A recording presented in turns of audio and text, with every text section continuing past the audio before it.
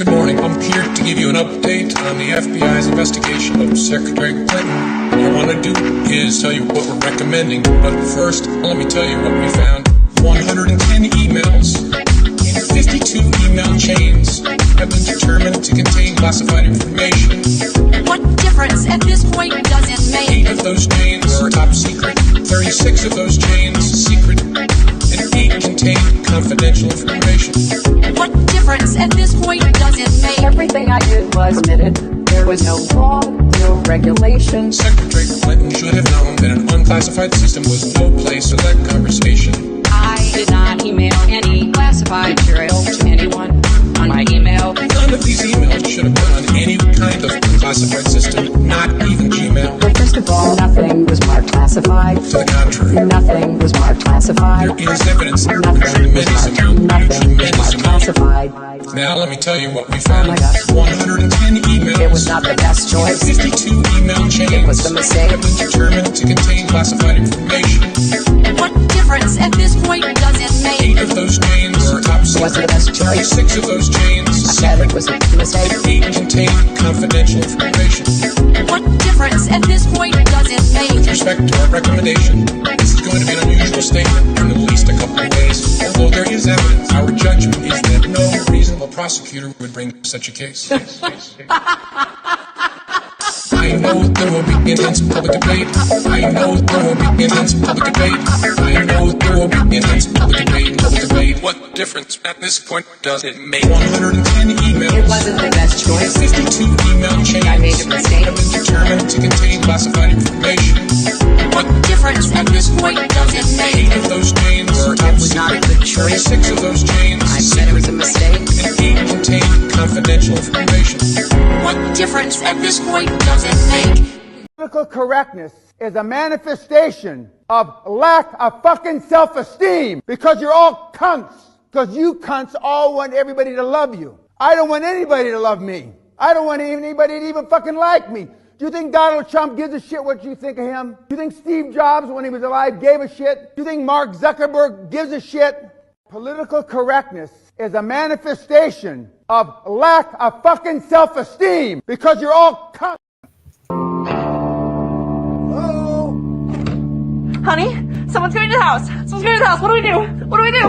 What do we do? Who are you call the pops? I'm gonna call the pops. We're recording you. No. It's okay. I'm just your neighbor. Coming by to say howdy.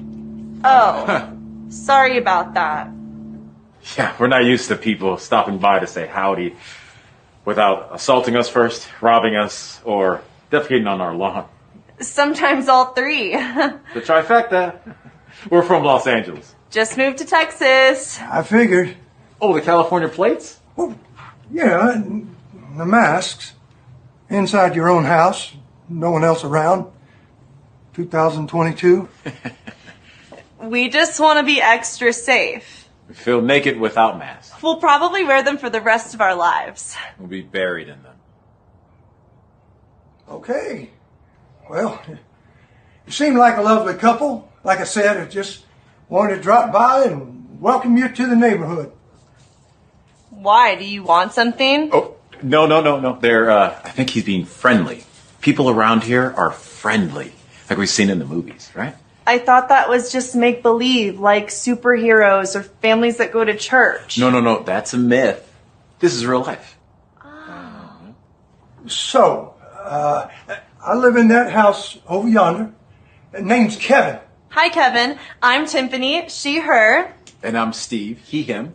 What are your pronouns? I don't believe in pronouns. I think they're reductive. In fact, just your asking about it is a microaggression. Oh my gosh, I am so sorry. I didn't mean to. No, it's okay.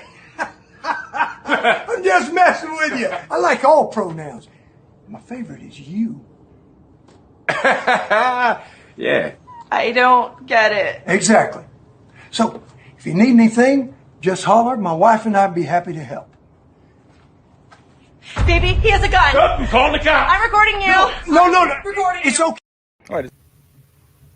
All right, has anyone noticed this trend among some of our government experts lately? It starts off with them telling you a thing. If you question the thing, you will be mocked, ridiculed, and potentially censored. It then turns out later that the thing that they told you wasn't quite as true as they promised you it would be. And when you point this out, they revert to telling you that, well, they never told you the thing that they told you. And then when you show them incontrovertible proof that they did in fact tell you the thing that they told you, they just suggest that you should be mocked, ridiculed, and potentially censored. I can't imagine why we don't trust these guys. When are you guys going to delete the White House Twitter account? Why would we do that? Well, you're saying that you're keeping an eye on Twitter because it might not be a suitable platform, so why use it? Look, I want to be very clear here. The president has...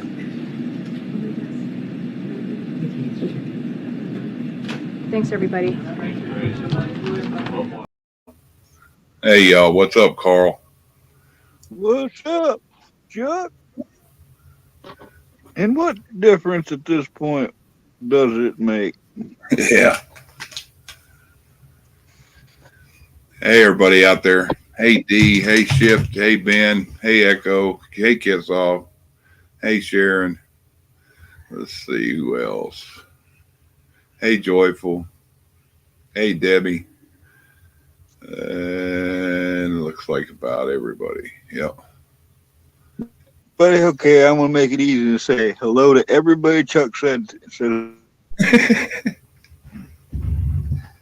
I try to make sure everybody matters. Don't you hate that when you go on a show and they're talking up on panel and you're talking away and nobody even pays attention? Oh, I don't know. It doesn't bother me too much. You know, eventually somebody's gonna rewatch it and they'll read it. You know. Hey, Hawk.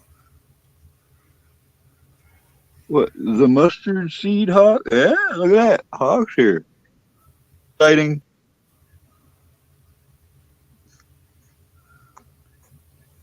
Everything going all right. We were talking about Michigan a minute ago on 101.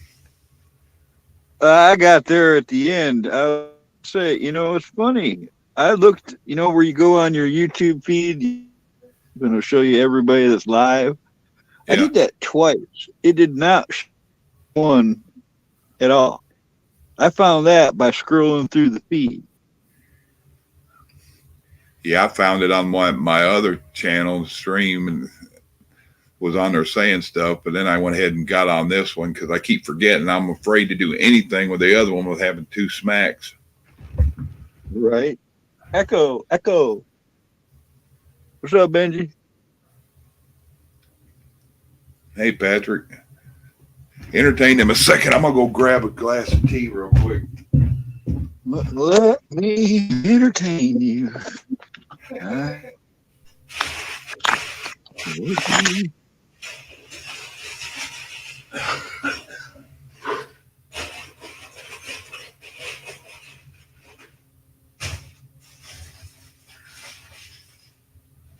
How much wood could Chuck, if Chuck could chuck wood?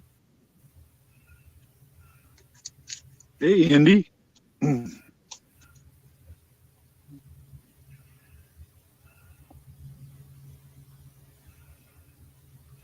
Well, you got one. Kiss off. Shift kicker. Howdy, Debbie. Joyful. Hey, Indy.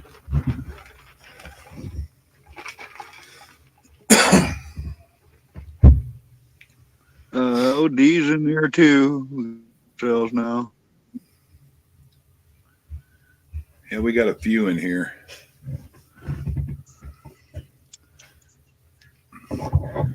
I guess it's pretty good for just, okay, I'll go live. Impromptu. Yeah. That's what I've been doing here lately. I look, see if anybody's on. If ain't nobody on or somebody's been on for 15 hours, I go ahead and start a live up.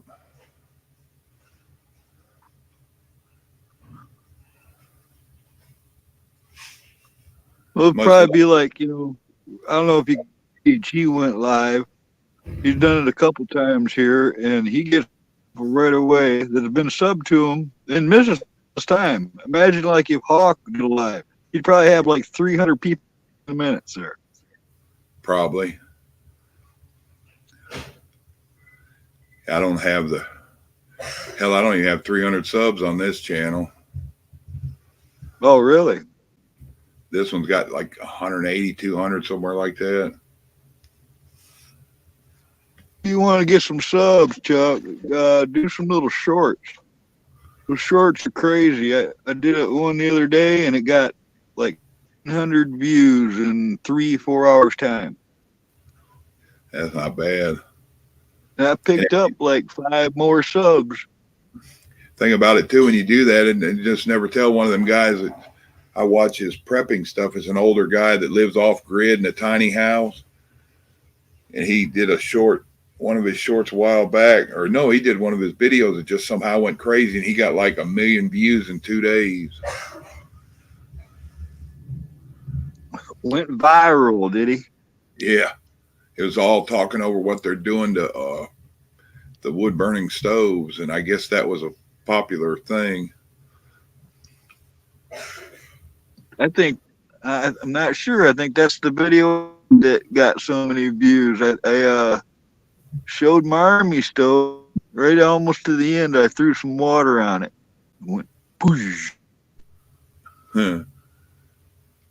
Yeah, if you wanted to get something to get a lot of attention, just put something stove and just do wood burning stove, and like say your camp tent stove or whatever, and set up and how to clean it or whatever, do anything like that. And some reason or another now this time of year, I guess because there's so much chatter about wood burning stoves and they're changing their regulations. And these ones were actually made like throwaways, Chuck. They when the military hops them into camp, they come up on a pallet, stacks of them. And the way that they come apart, there'd be like a bunch of the top sections stacked together, a bunch of the, and all the grates and all the, it's got a conversion kit. You can run this wood stove on coal, gasoline. You can burn all kinds of stuff in it. It's got all these little kits out. That's one of the ways you can waste all that in it, huh? Well, they were made. They were disposable, Chuck.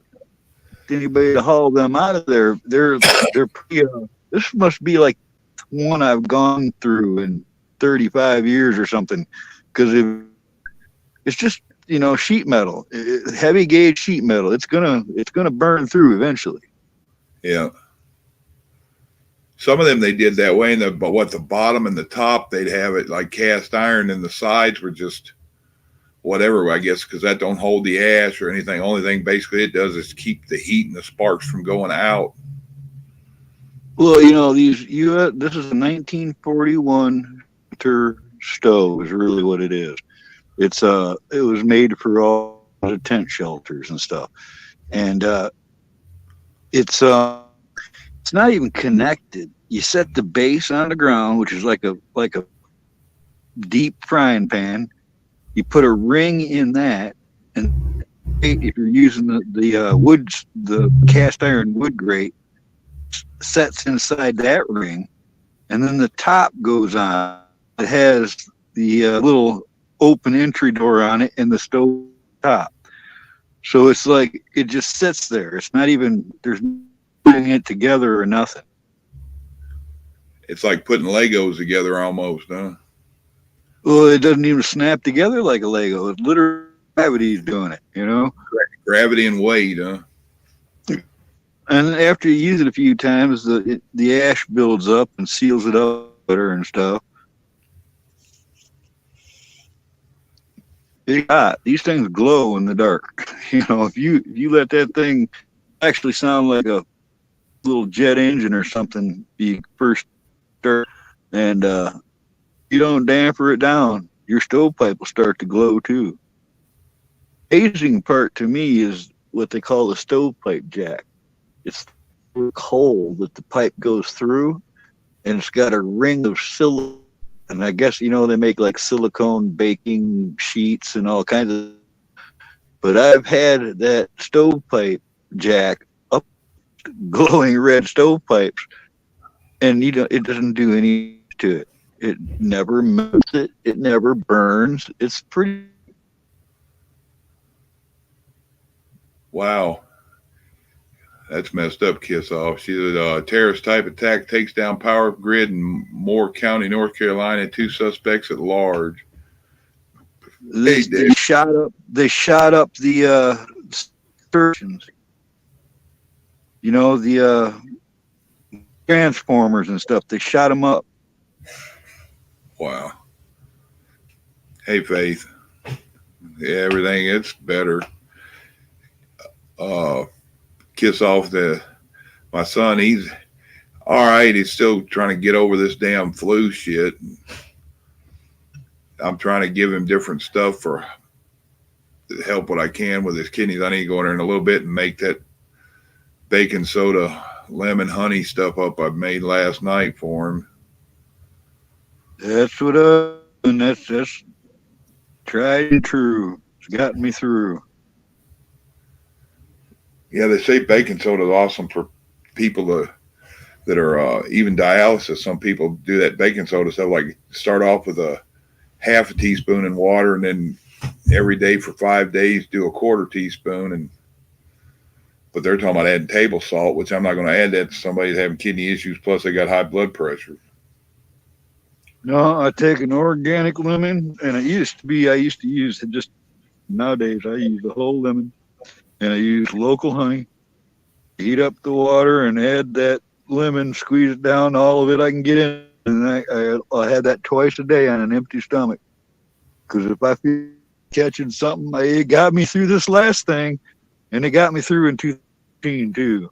I know it works. At least it works for me. I'm not a doctor, and I never had one of those hotels. I'm not a doctor. No.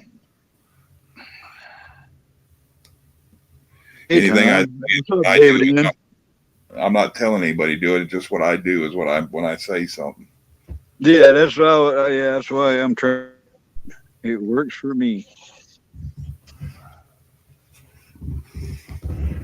Anybody else wants to come up? The link's out there. More than welcome. That's a lot of people for a couple of transformers.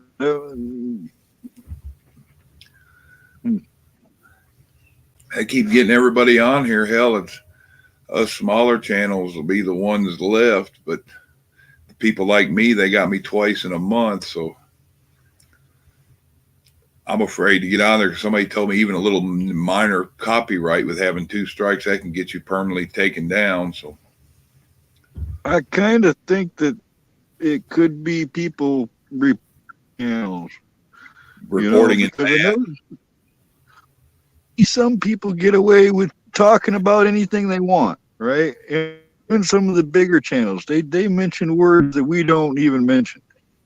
So, and they don't get strikes or nothing, apparently.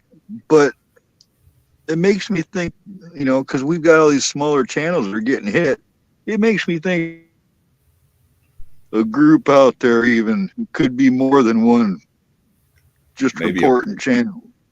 Fan clubs doing it. Yeah.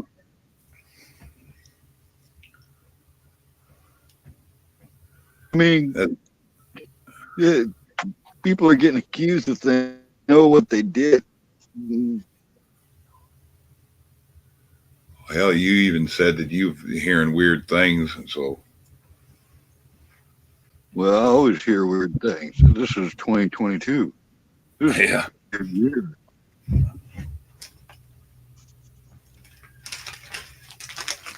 I tried to audio tape.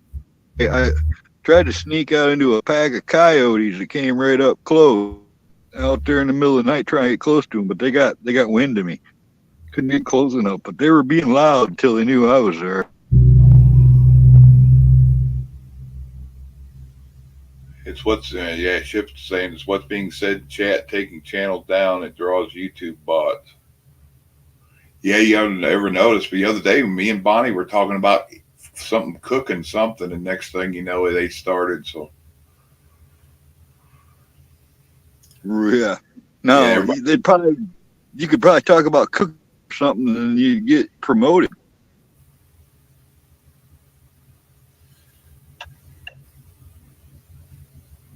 Might be, Echo. I don't know. I try not to flaunt it, but sometimes when I get on a roll, it kind of ekes out of me. So, yeah, Vicky even says I'm 100 proof asshole. So,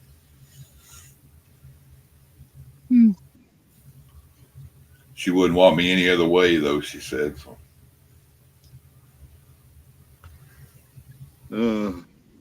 She's like, I didn't marry a thumb sucker.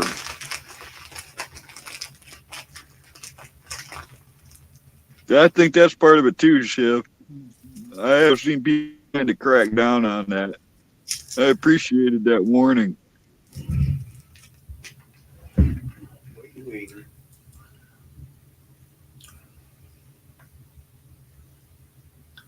Yeah, the whole thing about it, if people spent their time minding their business and not worrying about somebody else.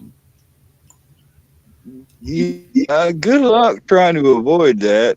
You know, I was at a friend's house, this was years ago, 10 years ago, and he's got an upstairs apartment in a small house, you know, right downtown area.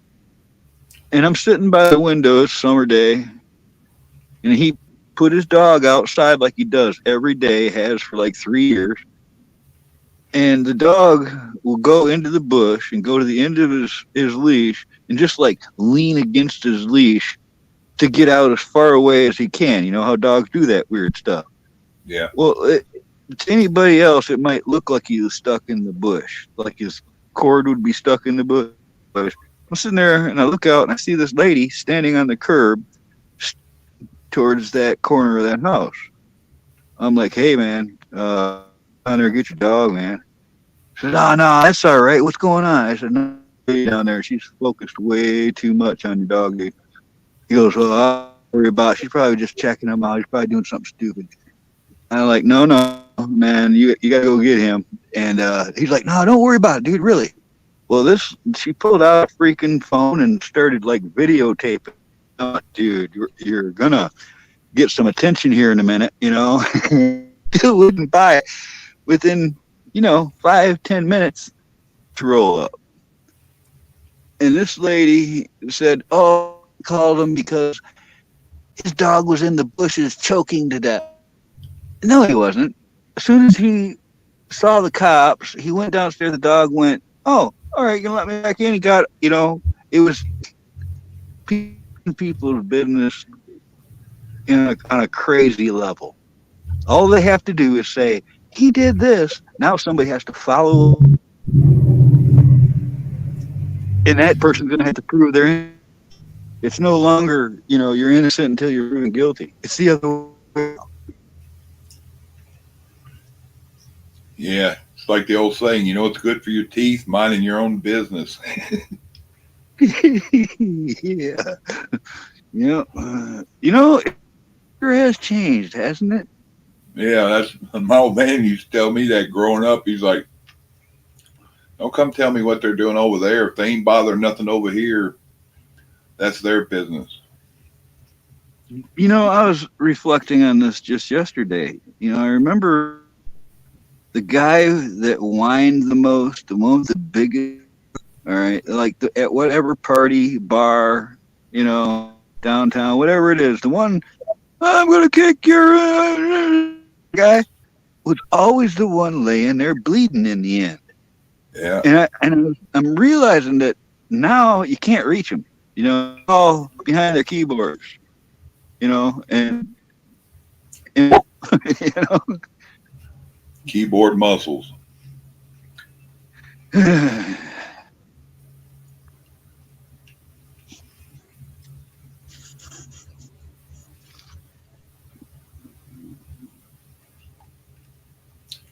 Yeah, there's a lot of stuff out there. As I tell a lot of people, if they ain't hurting older people or women or kids, then I tend to mind my own business. But I'm not going to sit and watch somebody. Like when I used to go out to bars, that first thing get me in the middle of something. See some guy manhandle a girl or a woman. Oh, Chuck, I don't know. I should know how many times that's happened. I worked at the bars and, as a cook, I was also like this freaking bounce, and they didn't want the job. All right, but yeah, so much, you know, should happen. I just can't watch it happen. Hey, Bonnie. Hey there, Bonnie.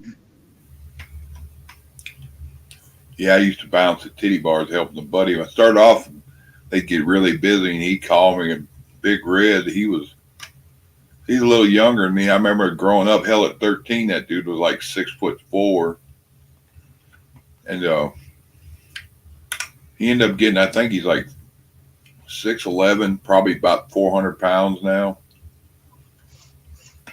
Well, and, you know, somebody's got to do it.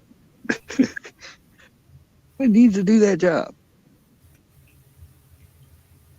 And he'd call me on weird nights when it just overrun, or they're going to have some kind of special thing. It was a strip bar. The thing is with that is that with a lot of bands and stuff, and I was always a sober, which brought me a lot of responsibilities. I really did. That's how what I've learned about, you know, bars and parties. Guy that ends up having to talk to the cops or whatever. I'm always the one that has to drive people home, or, you know, chase the guy to steal the keg. I'm the only one that was ever on top of the shit, and that, you know, and that the last one standing. It sucks. Sometimes I wish I could, you know, totally plaster and forget the world and have excuses. Remember that? Yeah, I used to, when I'd worked there, it was by pay, and then drinks were free, and then he didn't realize I could drink so many Colorado Bulldogs when they're free, and wanted to retalk money, and I'm like, I only ever had one issue there, and that's some dude, he kept wanting to reach up and grab the girls off the stage. I guess he thought because he brought $20 worth of ones in there and was tipping it, it means he gets a grab on everything that walked by. I said something to him twice, and after I walked away the second time, I was saying something to him. He thought he was cool by reaching, grabbing a handful of my hair and snatching me backwards, till I entertained his face on the corner of the video poker machine and walked him out the door. And the bike cops in Shreveport were out there, and they want to know what happened. I said he fell. I said, looks like he fell. A dude pulled your hair in a fight. Wait a minute. A dude pulled your. Yeah, he grabbed me by my fucking hair as I was walking away and snatched me backwards. I feel better now. I had a guy slap me once and floored it and took off in his car where I never saw him again. Well, he didn't make it far. I spun around as he still had a handful of it, and I grabbed him and brought him backwards and then spun him around and banged his forehead off that video poker machine about 3 times. And was there a sound effect? I hope there was like a sound effect when you did that. Yeah, I wish it would have hit the jackpot, but it didn't. His forehead looked like a bag of walnuts, but I took him out front and pushed him out the door, and he stumbled and fell, and the bike cops asked what happened, and I said he fell, and they like, fell into what? I said the video poker machine about 5 times. And why you bring him out? I said, he keeps grabbing girls, and he snatched me off, tried to snatch me off my feet. What do you want done with it? I said, whatever the boss man wants done. I said, I walked in and hollered at the boss man and pointed out the door, and I don't know what they did with him.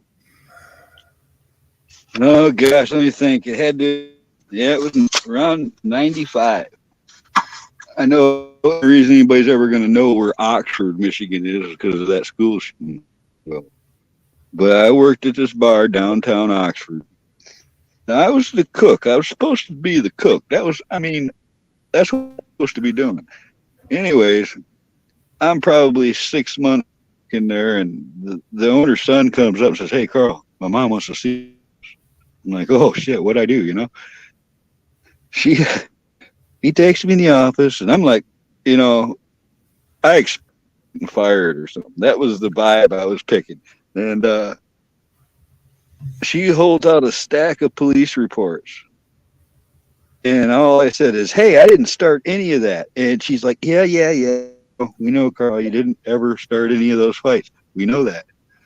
it still happens. There's over a dozen police reports here of within the bar where you restrain somebody in the police, and everybody says that, yeah, Carl didn't start it, you know, and that was the way that I never started nothing, Chuck. But we got to figure out why they're doing that, Carl. That's what it was. That's what she told. She says, we got to figure out why are starting fights with you. And I'm like, good luck. I mean, let's do this. Let's figure out why people. She says, anyways, this woman, she was elderly at the time. She explained, she taught me a valuable lesson because I was quiet, because I kept to myself and in the dark corner and just observed everything. I wasn't very outgoing. And when somebody gets drunk like and they're looking for a fight or a challenge or something, it would pick out of the crowd, you know? And I swear, as I kind of like became more outgoing, I haven't had any of those problems. Huh. Yeah, Echo, I tried not for it to go kinetic, but when he did that shit, something broke in me, and because I know when you're working in them places too, you manhandle somebody the wrong way, you're liable for it. Listen, I won't even sock somebody. I won't even sock somebody. I'm not a puncher. I'll neck their whatever I get a hold of. If I get a hold of, I can pretty much control them, especially if they're, you know, cheats to the wind. That's easy. But there's some ways you people, and they don't want to move no more. They give up, you know, and I would rather not cause any major damage at all, especially to myself. You sock somebody in the head, you got a good chance of hurting yourself as well. Yep. That, and there's no telling what could happen out of it. They could have whatever, and I didn't put a hand on it or put my fists on him. I just showed him the error of his ways and escorted him out. And I was supposed to be like a cooler and wait till he got there, basically walk around and stop stuff from happening just by making a presence. Yeah, that sometimes that's all you need to do. But once it goes physical, it usually stopped until, you know, it's ended. I always try to get him outside, you know, liability. I didn't enjoy my hair being pulled, and he didn't give me a reach around, so.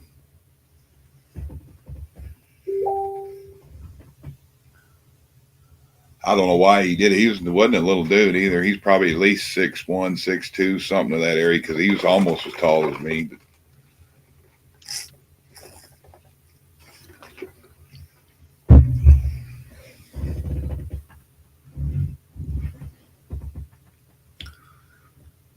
Yeah, usually what works real well, Jerry, is a well-placed thumb in the collarbone.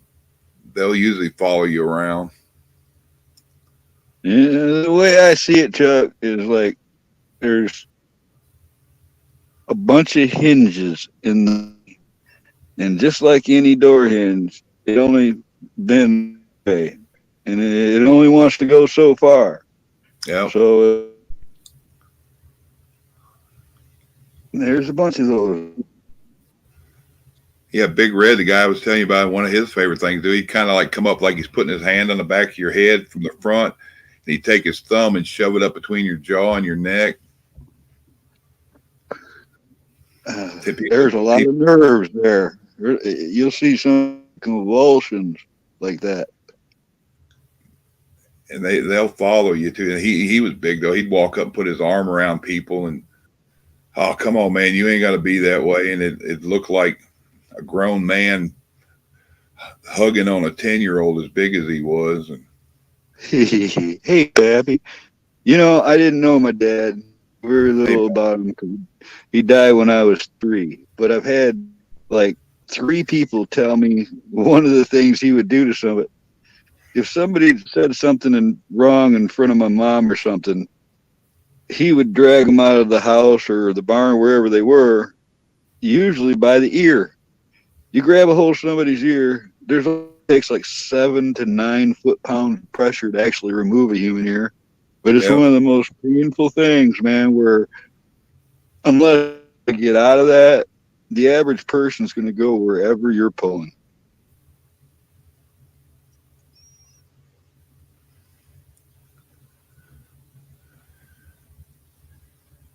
Yeah, that's kind of like with catching a pinky in a nostril or something.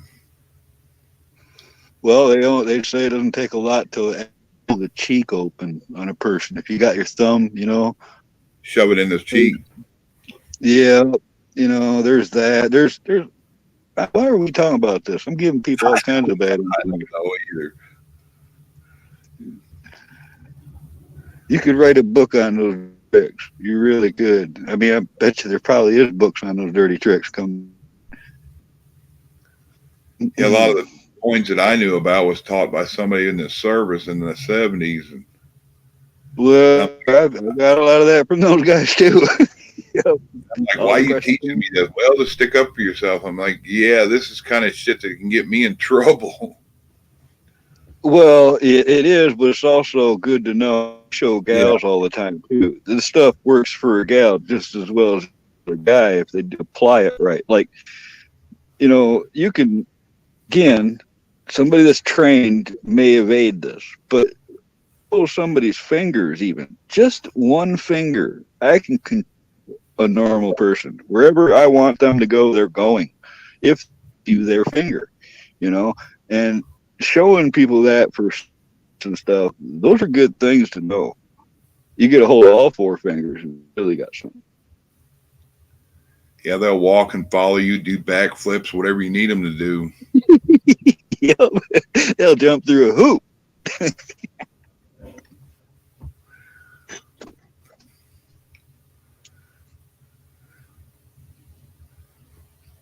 Yeah, that pectoral muscle on the outside of your armpit where you can catch fingers in it and then grab on the outside. That's another thing too to make people follow you around.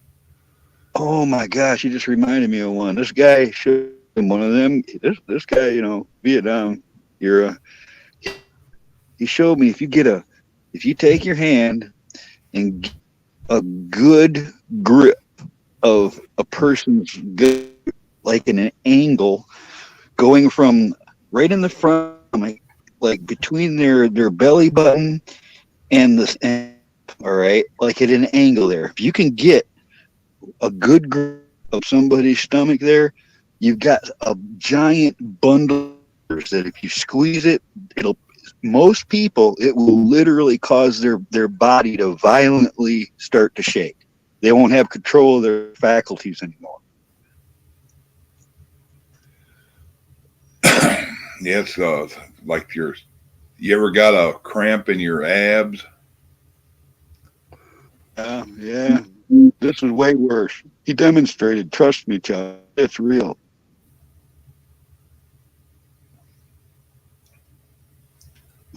I've actually demonstrated it a few times, but he when those guys show you these kind of things, do that to you to show you.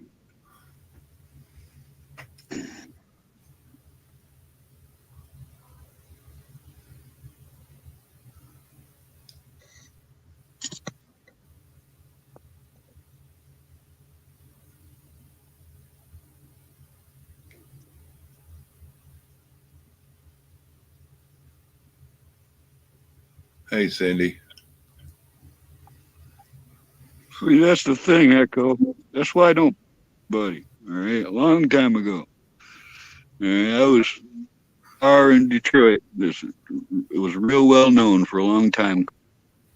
And it's one of those old theaters with the stage and the balconies and all that stuff, real fancy, but it was all painted with spray paint. Everything was black. And big bands played there. I saw Guns was there, a bunch of bands that people would know. But we were there one night.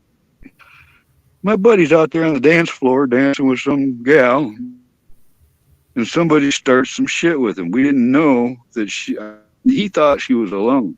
She was there with like 6 dudes.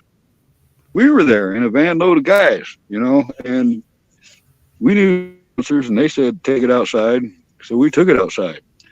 and they're dwindled. Some of them guys disappeared. Next thing you know, there's like 3 guys like watching the parking lot. I'm on perimeter duty. All right, that's what. And he was gonna. All right, the buddy that was dancing, Ranger, man, I knew he was all right on his own, and he was about to wreck somebody. And my back was turned when other buddies jumps in and starts beating the crap out of one of them. And I hear a noise coming from behind me, and I hear, "Rah!"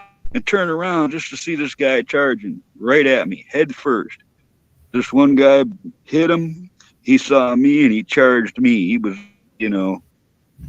stunned a little, I guess. And I turned around just in time to catch him before he got to me. And I, as hard as I think, and socked this guy and dropped him right at my feet. He knees.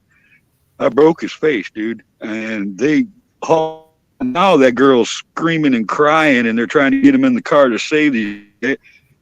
And we left the scene and headed a good 50 miles. I felt every damn pebble in the road. I look at my hand, and my middle finger is underneath my second finger, completely under. So I'm like, oh shit! I totally crushed my this huge knuckle. So I took and I pulled that finger out, and I put and kind of fixed the knuckle bone pieces where I thought they were supposed. As soon as I let go of that finger, it popped right back to the other finger again. So I got some duct tape and put that sucker back and made it stay where it was. And I don't ever hit nobody in the skull no more. That shit hurts, man. That's like punching rocks. That's the hardest spot in your body, your forehead. So. And I didn't have time to gauge it or nothing. So it was just all in, just destroyed my knuckle. Yeah, I've always had an issue about hitting people in the face big as I am, because I'm always afraid that I'm going to do something that's permanent, kind of like Echo was talking about. She say I missed the chat. Oh, yeah, well, that happens too. I saw him across a pool room, from all the way to the pool room, took a pool ball right to his forehead, and it left half a pool ball deep dent in the guy's front of his forehead. Huh. He never came back. He died in the hospital. Yeah, that's the kind of stuff. I've done that breaking up bar fights before. I don't hit nobody in the head, though. I'll catch them in the thigh or. Well, it ain't like the movies, man. In the movies, they kick them in the forehead or something with their. In real life, that folds a flap of skin back to the skull, before it even starts to bleed. It's different in real life, man. Movies sure screw a lot. That's what I believe. Yep. People think it's different. And that's why I believe the wholehearted thing about it. Nobody's got the right to put their hands on anybody else. I don't know. I ain't never started a gang fight in my life, Chuck, and I tried to avoid them many, many times. But I've been in my share of them, I always had the issue anywhere I went. I go in anywhere, some little asshole's trying to prove something. That's the sad part about it, man. Is you can get arrested without even trying, dude. You become a challenge to people, and when they get their buzz on, you're what stands out in their mind, man. You become like a target. Oh, I could go on with story after story after story. Some of the stuff I don't even want to recall, man. Yeah, it's crazy. I don't miss any of that lifestyle at all. It's me neither too. I got away from all that, moved up to middle of nowhere. But you know what? Is I tried to get away from all that, Chuck. Some of it still followed me up there. I mean, where you think it'd be like a good get to somebody, it turns into two brothers trying to stab each other. I just couldn't freaking get away from it. Yeah, you try to stop something from happening, and next thing you know, you're just trying to make peace and end up with both of them pissed off at you, or you get in the middle of a couple fighting and try to keep them from hitting on each other. You have both of them at you, or if you defend a woman against a guy beating on her, I've been in that where it's like, okay, it's automatically my fault for getting involved. Yeah. Yep. It's like people just don't understand that everybody in the world don't go out somewhere like that to shoot pool so they can watch people bring their home problems to a bar. There's where you just nailed it, man. It's something I understood. Because I've been to 100 parties. I've been to hundreds of concerts. And I don't know how many bars. I always went there to have fun. And it seemed like every time there was somebody that brought their drama there. It was like they would pick up with their girlfriend when they're at the bar. Why are you doing that celebration? Somebody's wedding reception. The next thing you know, brother and sisters are over there rolling in the dirt over some year-old problem. You know, it's like, what the... It's got to be alcohol and that kind of stuff that brings that out of people. Yeah, and I just don't understand it either. Like, you had all the time in the world before this function. Now is the time you need to bring it out. Yeah, and we're like hundreds and hundreds of miles experience the same thing, so I know it's widespread.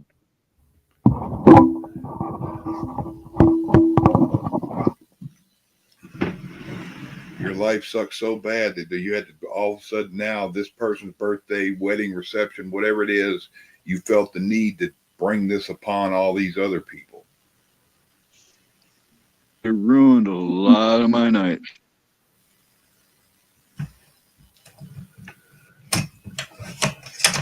I had a couple of friends too. I guess they weren't really friends, but they would wait till me and another buddy of mine that was close to my size, we'd be all out somewhere. And Kevin was the little guy that, well, bless his heart, he's been gone now about 5 years, but he was like the Chihuahua running around with the two bulldogs. He'd get shit, people pissed off at him. Then he'd come over and sit by the bar, the table, wherever me and my buddy were at. And then he's like, back with me. I don't care who you got. We're going to have to deal with these two too. And well, you know, people underestimate them runts because even against the big guy, the runt will get up in there in between his arms, right up there on his chin, and he'll pummel a big dude. I've seen it happen. Just because the guy's small don't mean he ain't going to kick that motherfucker. Yeah. And he was like that. Kevin was like, he could climb motherfuckers like a spider monkey, but I know a guy just like that, Chuck. I do. Hey, Andy, yeah, Jack. So what's he saying? You got work release. One named Carl. Yeah, work release. Wow, haven't heard in a while. Yeah, they're wanting to eat they want to walk and walk. Fuck 'em. Fuck 'em. Fuck 'em.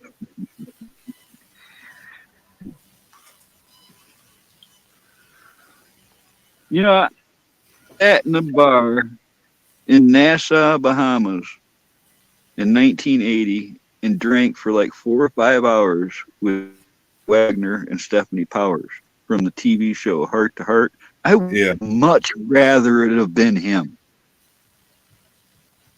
Christopher Walken would have been a whole lot more fun, I'm sure of it. Huh. You know the connection? I'm trying to think.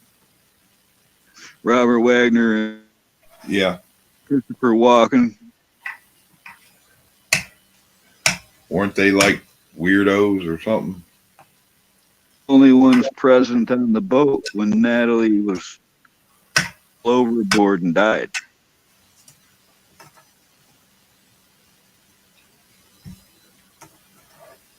There's theories involved. Are you shocked? kind of like what's her name? I can't think of her name now. She was a model married to Mick Jagger in the 70s. You remember I'm talking about, the blonde-headed girl? Oh, yeah, I do.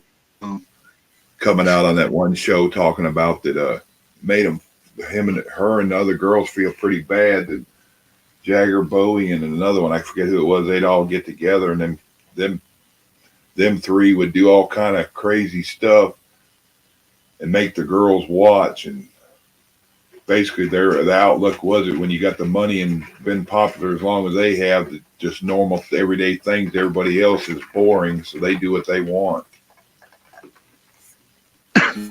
And yeah, Jerry, like, I don't think I could be that rich.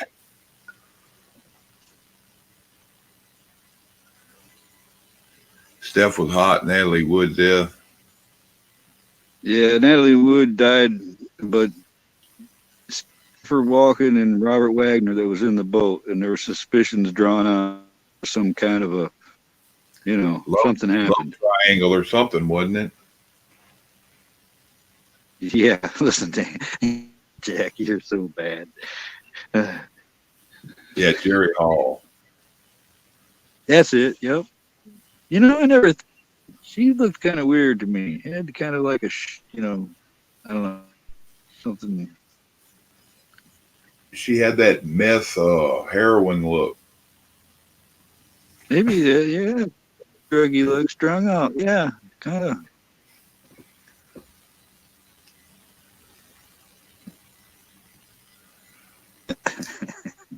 Now that's the norm pretty much for a lot of them.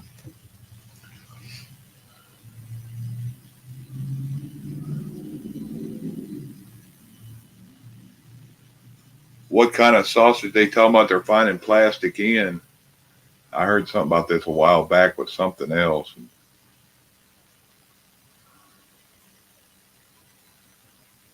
Yeah, Cindy said they were G lovers.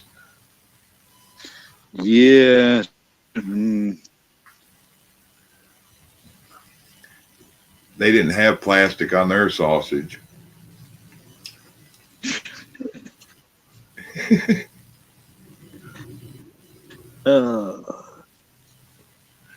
I don't think there's enough money and I could get that bored. It's like, oh, what do you want? I want testicles in my face. Yeah, I don't think there's enough money out there.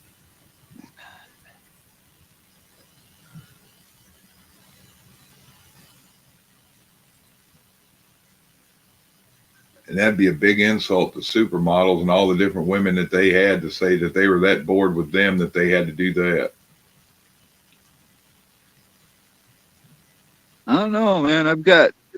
Even when I was young, it's like, I think my subconscious knows things that I don't, because I've never found Cher attractive. I've never found, there's several of them, but later on, there's more of them. There's like Lady Gaga. I like to draw women. I've been drawing women since I don't see anything attractive in those gals for some reason. Right? And now I'm seeing all this information, like, makes sense, huh? Yeah, Hell, I seen something here a while back that Jennifer Aniston, they had pictures of her when she was young. She was a feminine looking little boy, basically, in the pictures, and that's what they were trying to say, which I'm not sure, but it wouldn't surprise me. But well, she's one of them, but and I'm not saying that they're altered in any ways or anything, but even like Madonna, Rochester, Michigan here, and from the get-go, when she first fame in like around 81 or so, there was nothing attractive about that gal to me at all, right? And I'm not saying there's anything wrong with her appearance, but there was something there that didn't let me see it. It surprised me they went from that Penthouse stuff to some of her videos, and then it kind of fit after a while. That I was like, she's trying to play this little cutesy nothing, but she's a wild, crazy something.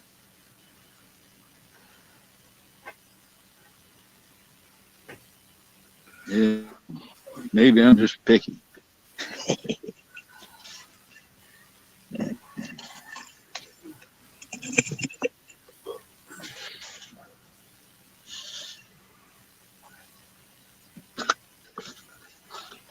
Big Mike.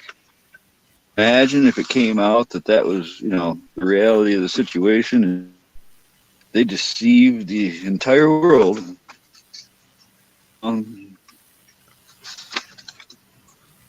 Yeah. It's one thing. That stuff with Hollywood, and hey, you heard a lot of what Corey Haim and Corey Feldman when they come out with a lot of that stuff, and then to hear Simon Cappy talk about what Seth Green and some others talked about and what they were doing, and yeah, look what happened to Isaac. Look how quick Joan Rivers was dead after she said that. You know what I mean? Yeah, on the steps when she goes, "He's a tranny." Well, it's like a week later. Punches that day, did she? Week later, she died. Results of some kind of cosmetic surgery that was like an hour in and out thing, supposedly. Yeah, was it that soon? Did she die that fast? It was like a week later, I think, week or two. Wasn't that long after that. Yeah,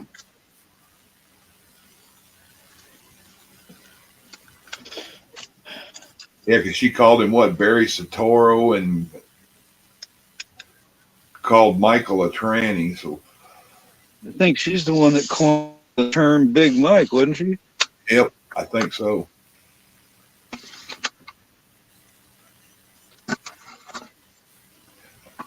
"20 seconds going up some steps cost her ass, didn't it?"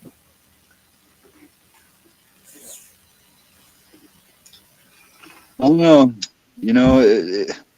There's been a lot of people just died after to tell people something.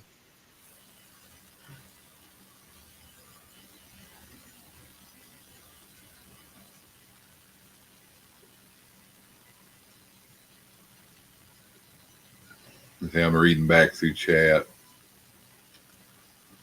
I was trying to keep up with that too. I watched Isaac Cappy right up until he died there. Yeah, but I missed like a month and then went back to start watching him again, and I didn't even realize because I'd been so deep in other rabbit holes that he ended up the way he did. And the last things I remember in his videos, him saying, "If something happens to me, I'm not suicidal. I ought to be, but I'm not." I remember that, but you remember when he came on and said, "Oh man, I did some bad things, and I'm really sorry. Nothing I could do about it, and I don't know what's going to happen." You remember when he was talking like that? Yeah, I think he ratted somebody out. Yeah, he did something, and he knew something was coming.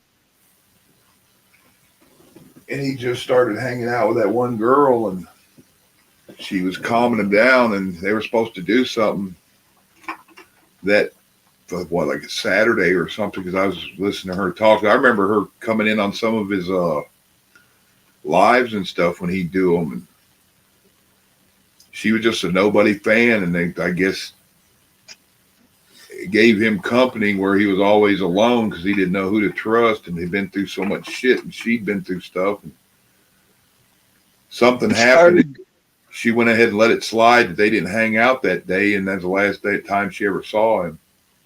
Yeah, and he had her dog or something there. There was so much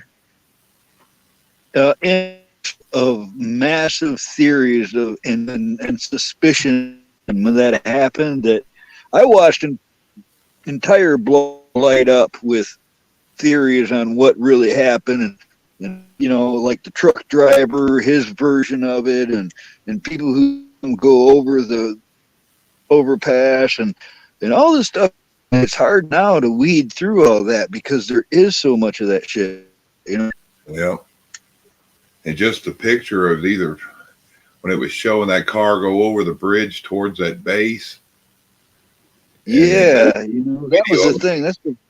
that either was superimposed or that body was already stiff, or it's just weird that the one that's sitting up against the concrete wall of the itself. It's like as the car passes it, the car cam catches a of it.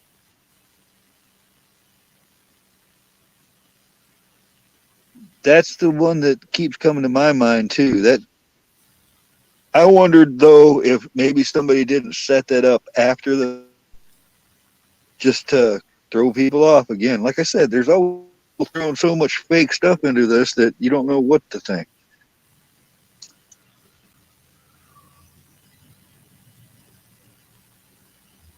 Brendan Fraser was in here. I know something happened to him too. He kind of went weird and gained a bunch of weight and got all mentally messed up. So I don't know what happened with him. Talking about Brendan Fraser. I'm not sure whether he was part of it or victim too, or. I don't know about that story yet. I know that he's been playing roles still recently. No, you use Monkey Bone. Do what? I said I know you used to be Monkey Bone. Yep. That was one of his movies. But he's been doing some recent. He's the voice of a man in a DC like Batman Superman universe television show called the Doom Patrol. I know that. And we're talking about when Simon Cappy was found on that bridge off that highway out there, and his car was found in a truck stop. Had been sitting there, and he was sitting supposedly on the bridge, and they said he just fell backwards into the oncoming traffic, which you would think if he was going to do that, he wouldn't have done it on the edge of the road like he did. But and that happened right after he was on his YouTube show, names and bombs about some of the stuff with kids in Hollywood and stuff like that. Tom Hanks and people like that. Yeah, and his buddy Seth that he didn't know it was the way he was until he showed him that hidden bookcase room that was like a chamber spa, torture chamber, whatever for kids. Which I've never seen it and don't know how true any of it is. It was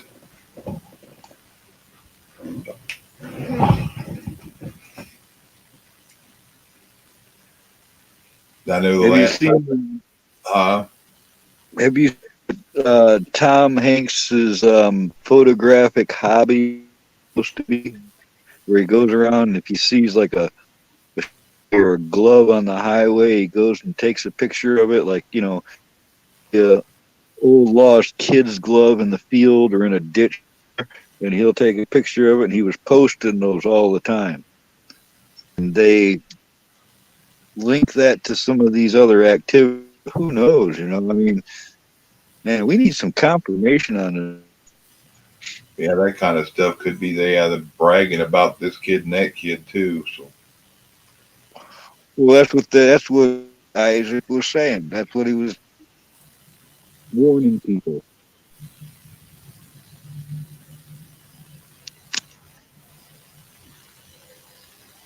yeah, Cindy said gloves, socks, shoes.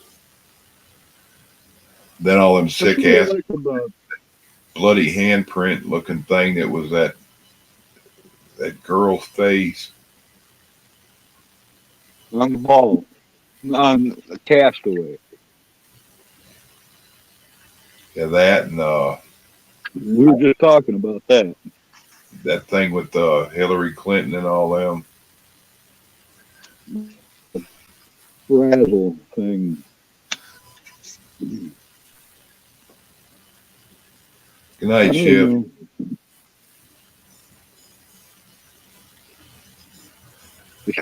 To hear about all that kind of thing and absolute accountability or proof of something happening. Because even like when Epstein, you know, look what happened to him. Then Maxwell, we ain't heard no outcome of that. You know, it's like even when they're telling us something's being done, they're not disclosing the information. So it's either really bad holding us from it, or, you know, there's people too high up involved. Yeah, we're the useless eaters, Jerry, to them.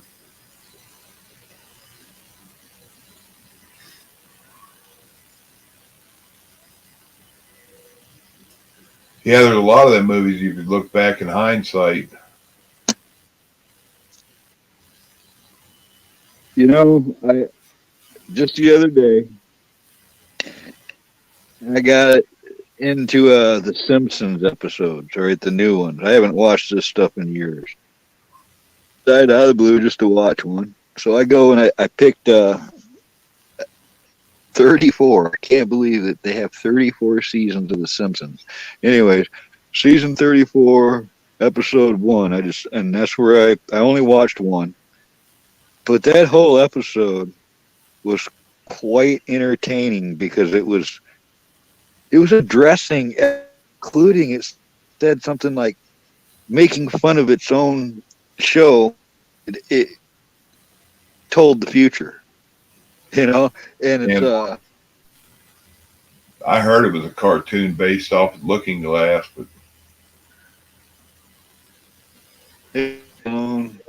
yeah, watch if you go anything looking for something like that, you know, watch that episode because they're.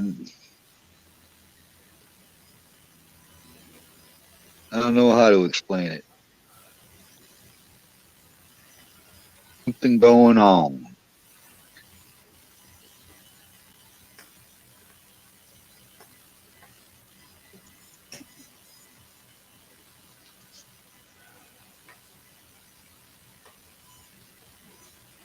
You know, Faith by Nature. Did you see that? You saw the one I'm talking about? Is that what's spot on? which one was it? 38-1, you said? 34-1? No, it's season 34, episode 1. I just thought I'd go to the, you know, I just decided the current year and the first of this season just to see what was going on. And boom, man, that episode was full of relevant topics. That's what that was.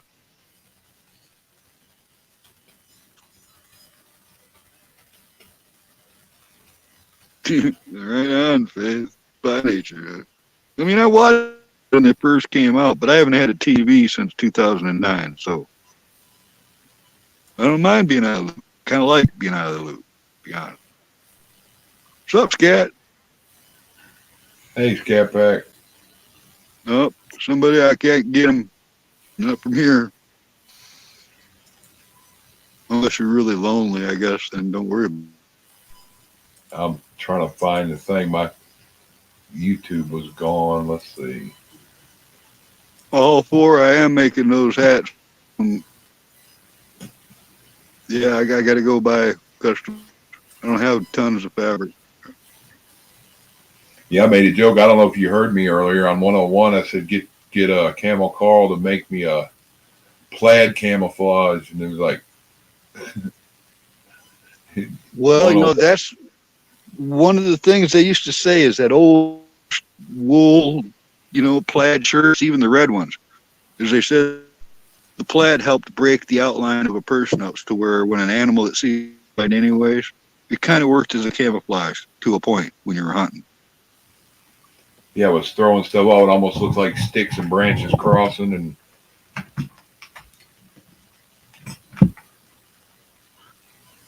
all 4, I need to get some more fabrics. I got quite a few people that want those hats, and I got to get done before I can move on to a new batch. But then I need you to, like, on my one of my videos or something, and I need your skull size. Like, take tape and measure your skull. I go by that hat sizes because they're all different through different companies, and military is different and all that. But get the measurement, and if you a little loose, add that to the measurement, you know. Then there's choices. You got, you know, I can make wide brim, I can make short brim, Make them look more like a fishing hat. Some people look better in like different styles. The wide brim hats aren't for everybody, you know. And then you'd have to pick a fabric. I'm even supposed to get Chuck some pictures of this fabric I got. He's got to choose his. Yeah, the what stuff you were talking about sounded cool to me. Whatever you're talking about, some kind of that unique pattern or some kind of material you're talking about. I have. Well, you know what woodland is, right? The regular, you know, like it's like that, but it's got a lighter tone to it. It's really good fabric, but the camo's got a light tone to one of the colors that makes it like in between. Almost, it's like it could be used in the winter and in the summer. You know, it's like that close of a. Let me see here. Let me see if I can. Good.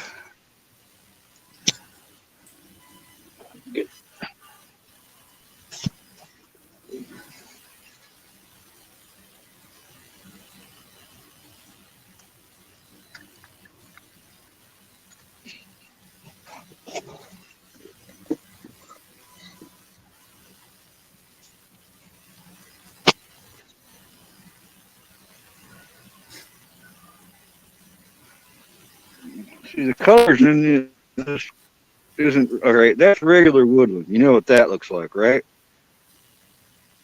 Yeah. Here's the stuff I got to like it. So I've got colored woodland, and I do have enough of this to make a few hats. And I've got some of that waterproof Dura stuff, but I've got it in olive drab.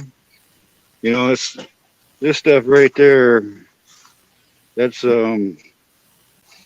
really waterproof, Chuck, and that'll last you a lifetime. The other stuff is just like military grade fabric. You know, that what solid color? Huh? You said that one. That one, the last one was a solid color. You're talking about the really waterproof. Yeah, the olive drab green. You know, this is like the regular. Hasn't had a size cut yet. That's really waterproof and the last. That'll work too. You don't even have to be a camo. Well, that's, you know, and I wanted to get stuff, and I will, but pretty good too, you know.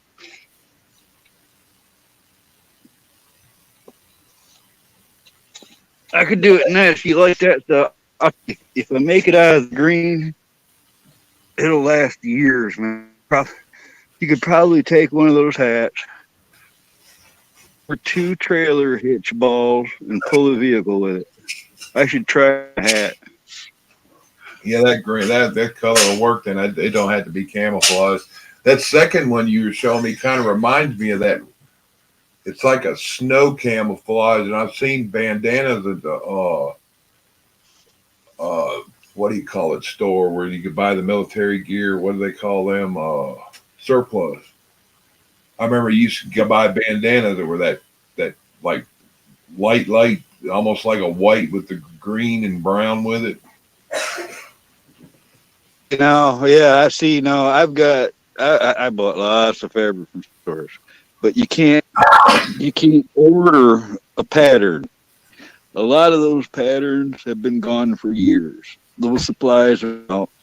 So now if you get like a winter camouflage pattern, it's going to be built in a commercial. I've got a whole suit here from the late 80s.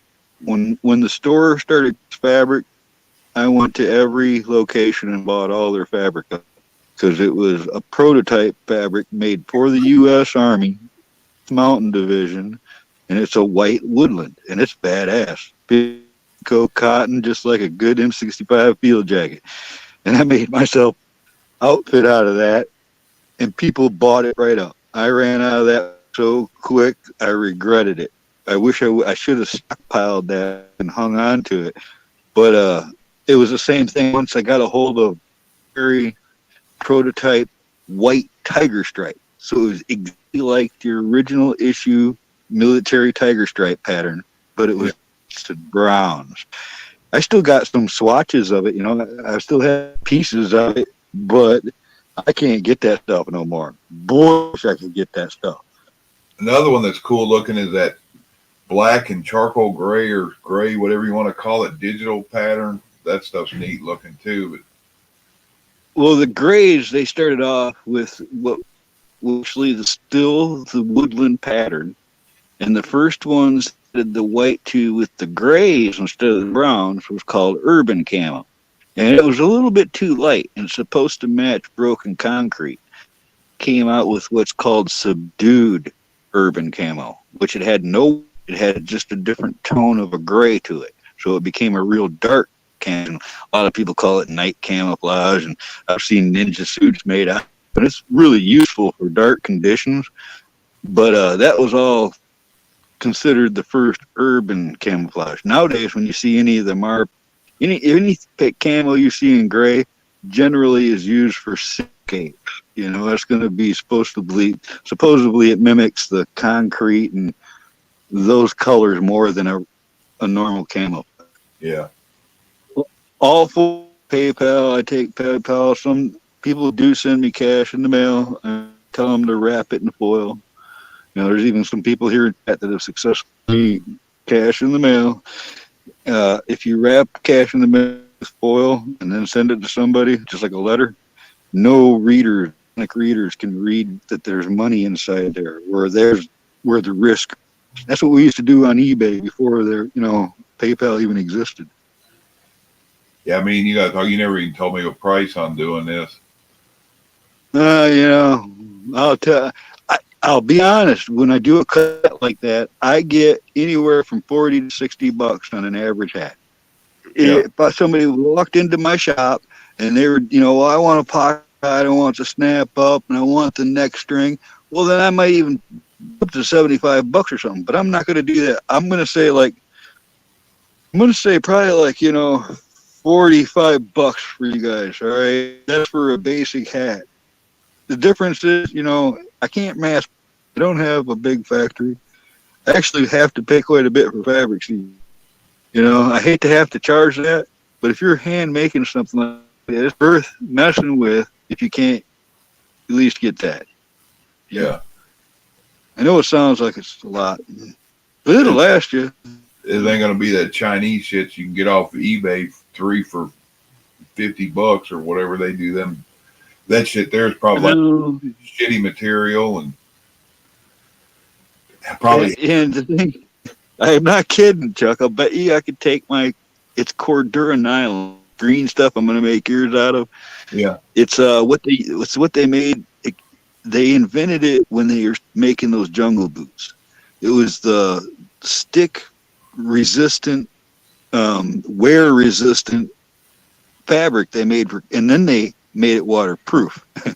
So this is the toughest fabric you can get out of that. So that many times with 92 weight thread like I do, probably back 2 trucks up where the balls of the hitches are together, drop both balls, and I'll bet you could pull a truck with it. I think I had to make to do that just to sell people on these hats, because the one I've got, it's indestructible, dude. You can bend it any way you want it, wad it up, it's still gonna look the same. You can pour water in the top of my hat in there all night long. It will not run into the fabric.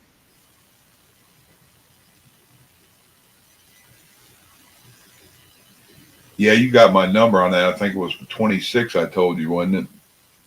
Yep. Bucket size. Yeah, I'm just going to use a 5-gallon bucket for. That's your mannequin for the hat, huh?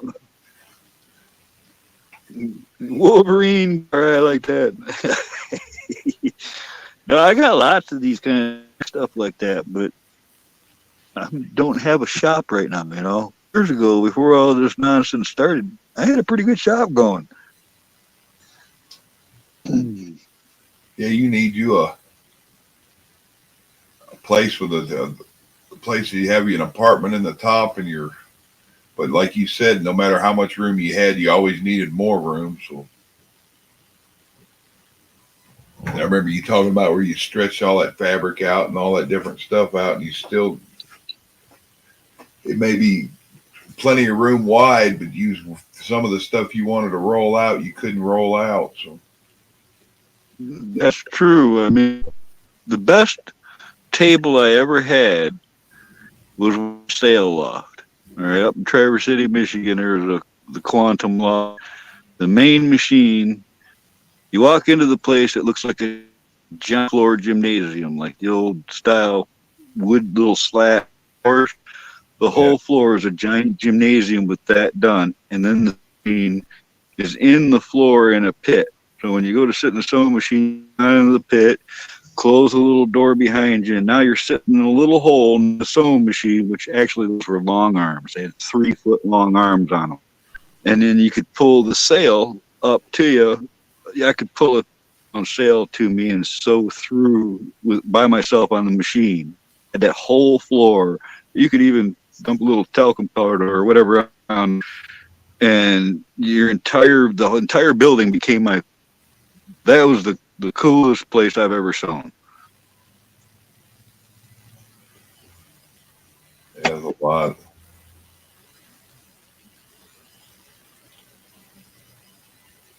Another thing would be weird for you. You probably make a lot of money out of is doing quilts. You ever done a camo quilt? Funny you should say that.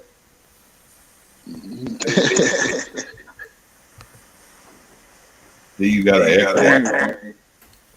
Yeah, why?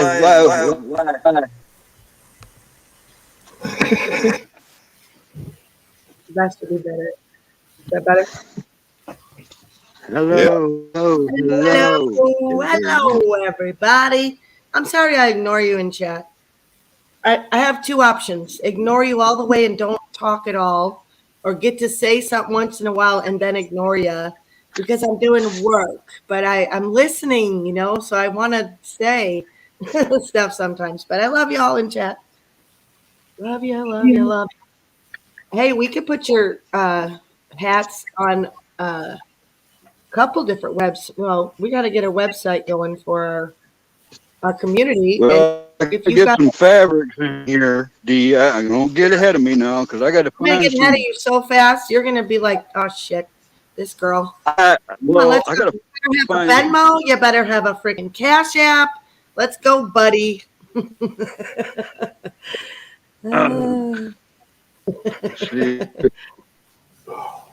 You're ready. Here's some quilt.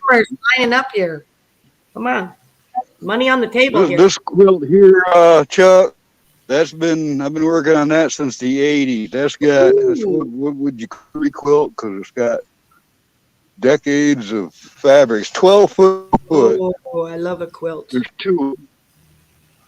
Your picture sucks. So does your internet right now. Your shitternet. Your shitternet. We can't see hardly. Hold still. Yeah, you went rainbow plaid there for a minute. That's cool as shit.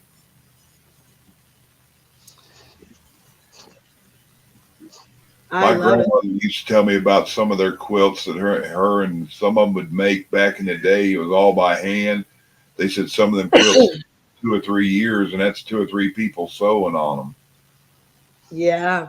Oh, mine are pretty basic. I mean, I made it simple. You know, it took when I first started making the quilt. You know, I took a while to get all those different fabrics. You know. Yeah, that's the hardest part. You think the sewing would be bad. That's what they said. It's every quilt they made, each piece had a meaning and each piece represented something. And oh, yeah. That's what I meant by memory quilt. I got friends' camo in there. I got a lot of people's camo in that quilt and a lot of memories. There's a lot of quilt clubs out here, and particularly the Blood Bank has quilts up on the wall for the donors to look at. And they're real big here. The ladies put out some incredible quilts. They're really beautiful. Faith by Nature, if you want to have a link or something. Yeah, wait a minute. That's that, because I could use a camo dish. Yeah, right? Me too. I want 1. I want 4. I want 6. I want 8. I want a few. I don't know if anybody here knows Summer, but Summer camouflage soap. I'll be getting that. That would go really good with my camouflage soap I'm getting. Camo line, huh? Yeah. Most Everyone is either olive drab or camo, D. Is either what or camo? Either olive or camo. Those are your like you look like the earth. You look like dirt all the time, right? Don't you? It's nothing new. I got pictures of me all the way back to the 70s wearing camo. Mm-hmm. I was at the this today after church. We had our bookkeeper was playing music at the Christmas fair. So I got a couple things I was going to show you guys while I sit here and talk. You'll like seeing what I got. Super inexpensive handmade items for Christmas. I don't really buy a lot of things for people. I buy for my kids, my husband, and my sister, and my husband's brother. You know, immediate family like that. But we just don't spend a lot of money, and we're super practical and boring. But don't you have to be nowadays anyway? Nobody wants some kind of bullshit that they can't use, I don't think. Well, maybe some people do. But what I was going to show you guys was this lady. Oh my gosh, there's this lady in Humboldt County. I love her. She makes this is her brand, Ozone, right here. See that label right there? And this is my new wallet. And this is my old wallet. I've had this for like, I don't even know how many years. But I got this new one today for $20. Wait till you see the inside, ladies. Okay, let me watch this. Watch this. So this lady worked for Coca-Tat out here, which is a big neoprene. They make wetsuits and waterproof stuff. So she's a really good seamstress too. But this is the wallet. So, oh wait, I want to take my and some of these cards. Let's turn them. There we go. Okay, so this is the wallet like this. When you open it up, you got a place for your license, cards, cash, which I have none, change. And then I just discovered that I knew she had this sleeve in here, but I was like, oh, wow, what's this thing? And my husband's like, oh, for glasses. For glasses, okay. And then you got a spot for your pen right here. And then when you fold it up, what I love about this thing, my cell phone fits right in there too. Oh, and girl has her, you know what, right here. My Constitution fits right in there as well. So that goes in there, and so does my cell phone. And $20. I don't know how, this just has to take her a while to make. But I have had this thing at least. You still have your Trapper Keeper. Trapper Keeper. What's that? No. Your fold-up notebook. Remember the notebook folded up and zipped up, and you had all your different. Oh my gosh, yeah! Remember those? Love those. I bought that Rolly kit, that piece of shit toolbox. Do you remember that thing that they were selling when QVC first came out? My husband was like, "You're not gonna be doing this, wife. You're not gonna be on QVC with the credit card buying shit like this." It was a toolbox that you had to fucking unroll. You had to unroll it. I'm like, look, we get 3 of them. We get 1 big one and 2 small ones. He's like, no, we're not doing that. I'm like, okay. I didn't get to use a credit card for a while after that one. I didn't care. I don't care. It's like whatever. But oh wow, out of pine needles. Yeah, that's $20. It's a bargain. It's pretty. It's pretty, and she has solid colors too. I'm a sucker for paisley. I don't know if you noticed, but I love me some paisley. But she's a super nice lady. I was happy to see her, except she was wearing a face diaper. But she's Asian. She's Asian. It's like they're gonna wear them for a while. Like that. Just to stereotype a little. I know. My aunt married a Chinese guy. I know a lot about these because I make those too. Huh? These two. Is that what you're talking about? Is a tool roll? This is a little one. It's called Rolly Kit. It was a Rolly Kit. This is a little tiny one. Is he showing something? I don't know. Chuck has it me on full screen. What is it? That's the This is a little tool, bro. Is that what you're talking about? No, This no. one's got. Excuse me. This was a plastic. It looked like a toolbox, but you had to unroll it to get to shit. It was a really bad design. I thought it was cool. Well, I make these for all my wrenches and screwdrivers. Oh, is that leather? No, it's army canvas. You know, things got to be 25 years old too. It keeps army canvas. Nice. Keeps everything where I know where to tell when something's missing too. You know? I heard you talking earlier. I was thinking, oh man, back in the 90s when we were trying our hat at the growing scene and we were hanging out in Petrolia, I knew this couple and she had a business. She used to import stuff from Nepal and Tibet and all this cool stuff. I had a kimono and one of those cool Tibetan hats and all kinds of cool stuff, but they were really kind of evil people. But she had actually brought into America, she said, and I don't doubt it because she was active in the group called Normal, and she had brought in the first container of hemp fabric. What was the acronym for, D? It was the National Organization of Marijuana something legalization. It was like, yeah. That's old. Normal started like that was in the 90s, and so she had brought over the first container. I remember them. Yeah, she was big in it. She was one of the head founders of it, and this was in the early 90s. It was in the early 90s. And she brought over the very first full container of hemp from China, and I had a huge bolt of it for a long time, and I gave it away. And I'm like, fuck, I can't believe I gave that away. It was really rough. It wasn't like hemp today. It was more like canvas, probably like your stuff. Now they make it. I've had hemp fabric. Out here, there's a lot finer and nicer and softer than that stuff. I didn't think I'd ever make anything with it. I think it was maybe starting, I maybe got a little wet on the edge and I was worried it was just going to get ruined. And I'd rather give it away than hold on to shit, And, but that one, I wish I still had that bolt. It was a big amount.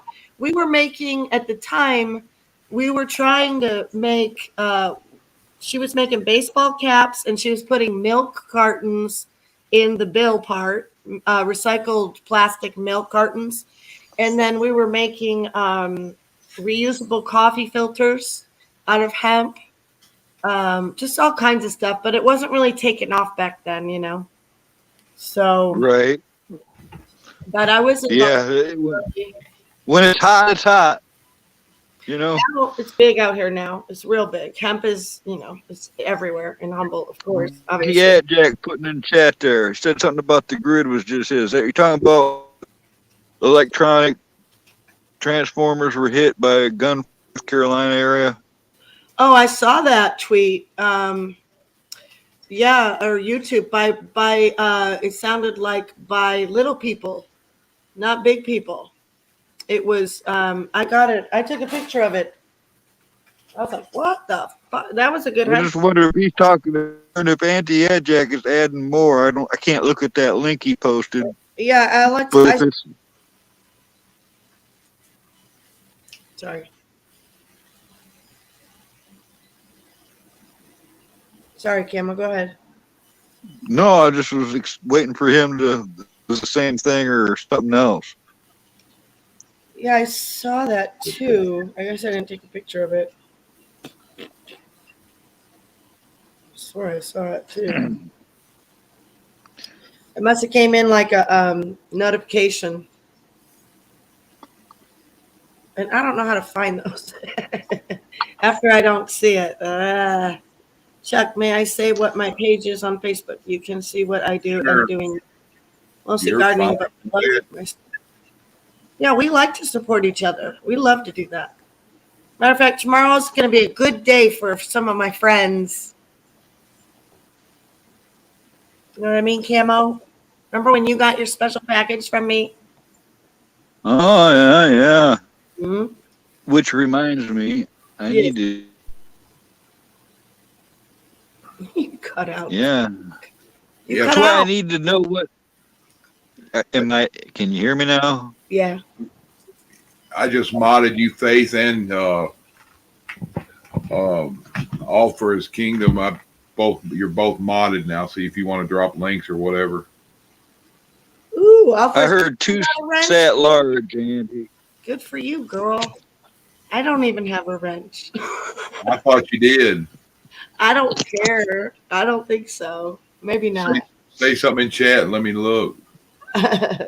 It's hard to tell any of that when you're staring at StreamYard. I know, and I do it all the time too, especially when you're bouncing on your second channel and back and forth.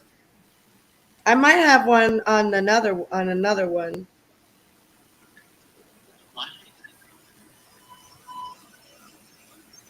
What time is it?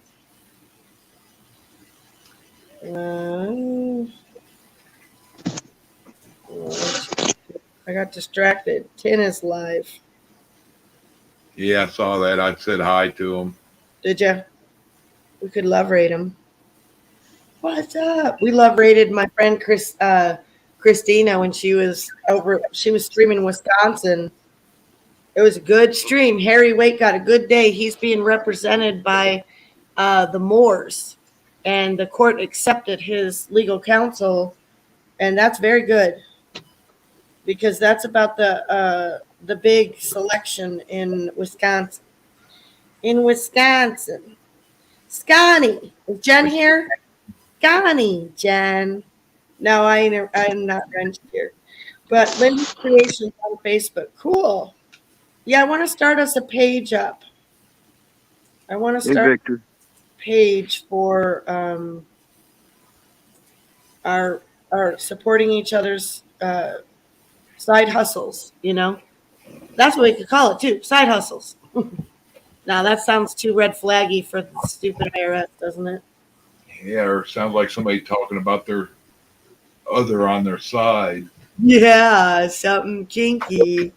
We wouldn't want to have that insinuation. Are you here, Jen? I love you. She probably night-night. It's after, well, it's almost midnight over there. Hi, Victor. Yeah, I had to be told what a thought was by my 16-year-old. Well, he was 14 at the time. What was? A thought, T-H-O-T. Yeah. That hoe over there, that's a thought. The what over there? That hoe over there, talking about. Oh. When girls are talking about something or whoever's talking about something, talking about that hoe over there, that's a thought. Talking about some other girl or whatever. Like thuddy? Like saying they're thuddy? I guess that's abbreviation for that hoe over there. Thought is T-H-O-T. Okay. Yeah, I learned from my young kids too.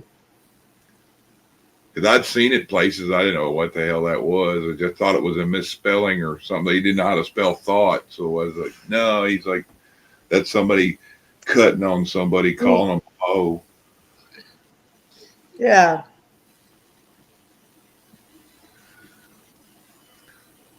He said the kids now. So it's like the tater and his thought, right? Is that how? Would I be using that correctly in that sentence? The tater and his thought. Yeah. That hoe over there. Oh, yeah. He said they call each other hoes and bitches, and it don't necessarily have to be men talking about women or women talking about men. It's just whatever. I'm like,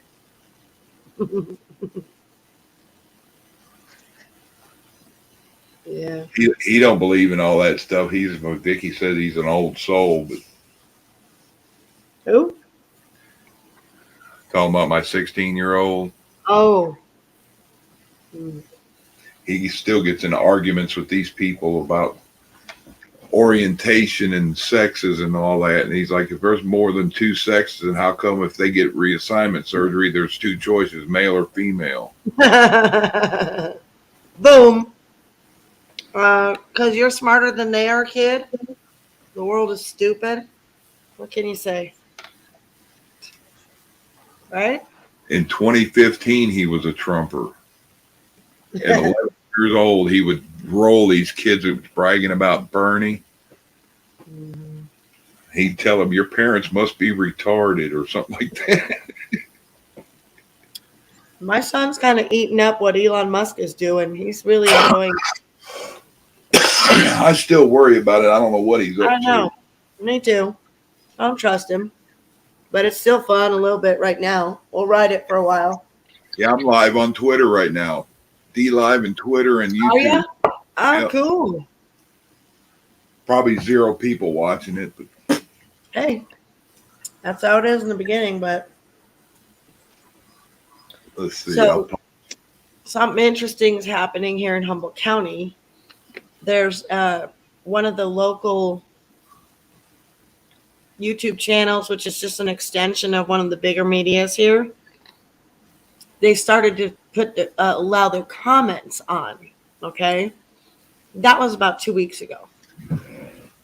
Yesterday, they was it today? No, today I woke up and they're doing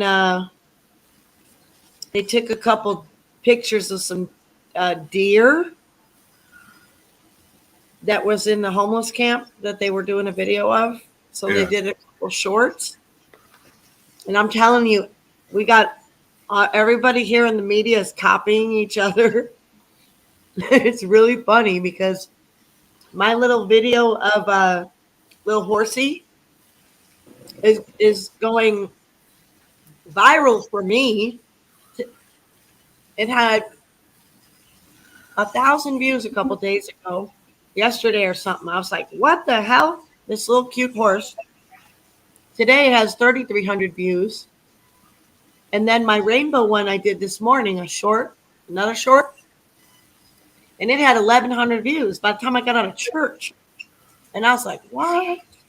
The shorts are where it's at, right? Yes. And so this is new. This is the animals too. I saw your rainbows. I saw the double. I saw that and liked on it. Yeah, and it was such a blessing, and that's why I just shared those, But and the horsey, just trying to share some culture and life, country life and stuff. And Well, while we're on here, let me say something really quick. If we're on Twitter, Mr. Elon, will you buy YouTube so you can straighten up this mess over here? yeah, Elon, Yeah, if why you're don't you listening buy to us. YouTube? yeah, I just noticed something, Carl. My Twitter thing is still Monkey Bone. Oh, really? Yeah. Your Twitter thing is? Oh, and my Yeah, name. my old YouTube handle was Monkey Bone way back. I will. All for His kingdom. I'll send it to her. Do you have an iPhone, Echo? NC Debs, can I share your contact that way? If they don't have an iPhone, I don't think that works, but I have an iPhone, so otherwise I'll just snap you a picture of her stuff. I wonder why you're not getting her emails.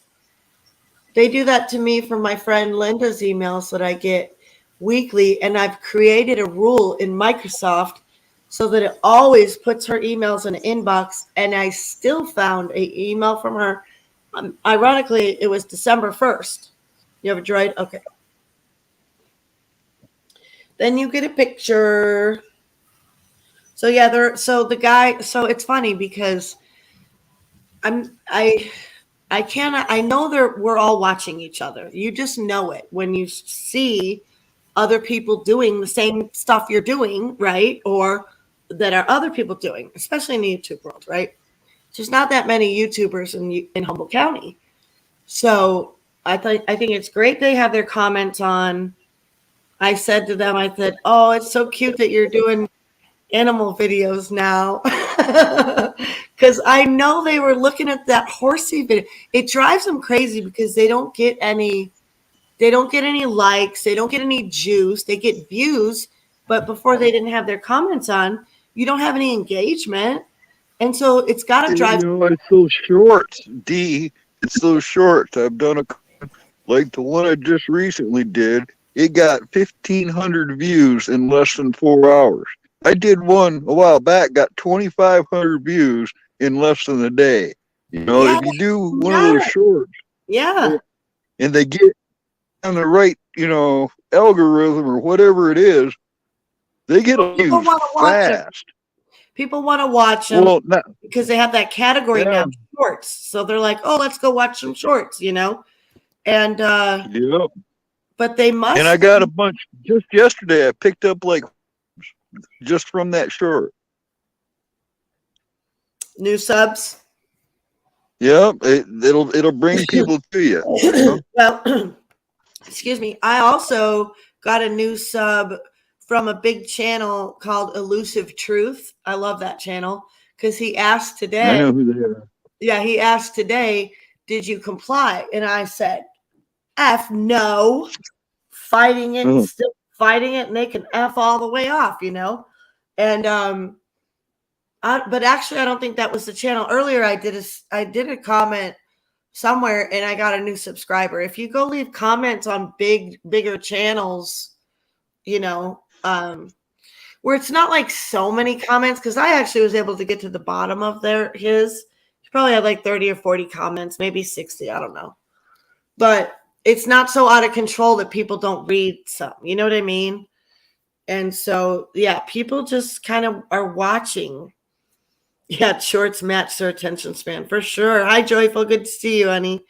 Because that's me too. I like to go to look at shorts, but it's interesting that YouTube would even be that even my little old me's videos are getting viewed on. I don't think it's the algorithm. I think, but you know, how are they still finding me? Are they typing horse? Well, I want to see. If you were to click on a short though, D, play through, some of them will like switch to the next show. Right. People don't even have to hit on it. It'll autoplay. You're so right. I think that's going to be.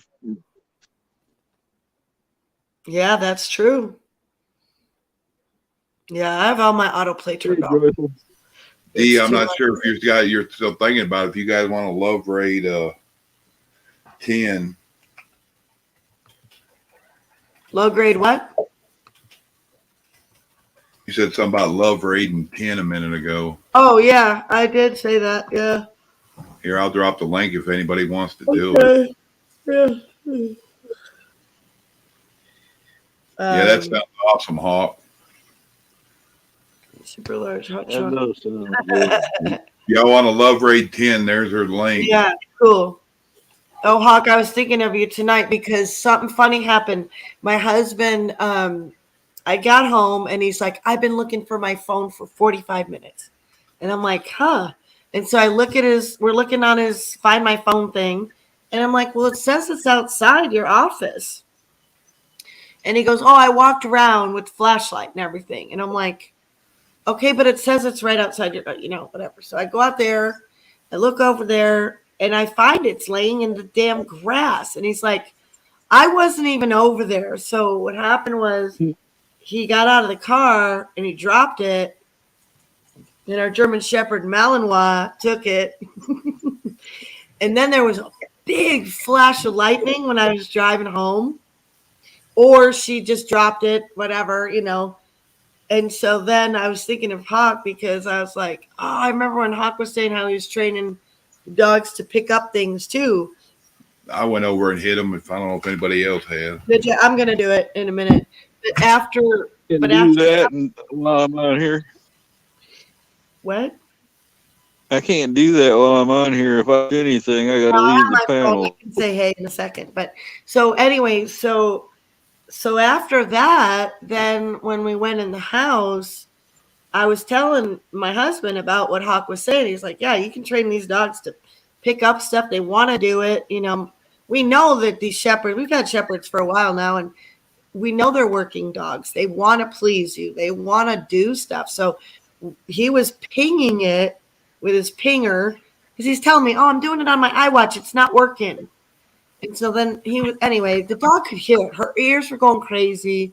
We had her go find it a couple times. I gave her cookies. It was super freaking fun. So I'm glad Hawk's here so I could tell him that, because I had a great time trying to get her. She didn't want to really bite on it because the phone was actually sitting in a bag of rice, because our son said his voice sounded kind of muffled, and so it got wet, so he stuck it in rice. So anyway, she didn't want to really bite on it because at first I was kind of like, "Did you take Daddy's phone?" She was like, "Mm-hmm." That's so naughty. But man, they're so freaking smart. Those shepherds are so smart, and they just want to please you so bad. I love the dogs so much. I watch those jerk videos all the time. Chuck, did you see the size of that coincidence?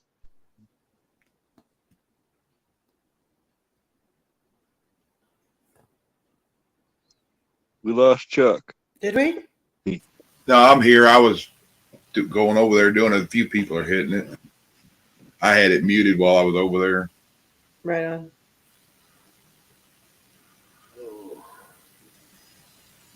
That is a massive coincidence in there, in that chat right now. Why? What do you mean? Cindy, that's a gigantic coincidence. What do you mean? I'm missing something. What the shit? Yeah, that somebody else's channel getting that 666 sub thing, and I lived that with my channel for what, 2 months? That drove you nuts. That drove you fucking nuts. I would get it all. They didn't have far to go. 700, and overnight it dropped back to 666. Sorry, Chuck. I'm sorry. What'd you say? I said I'd get it over 700, and then overnight it'd go back to 666 again. There's somebody getting their jollies off that. I know they were. They're like, watch him tomorrow when he logs on. It's gonna go crazy. Watch us get this dumbass pissed off.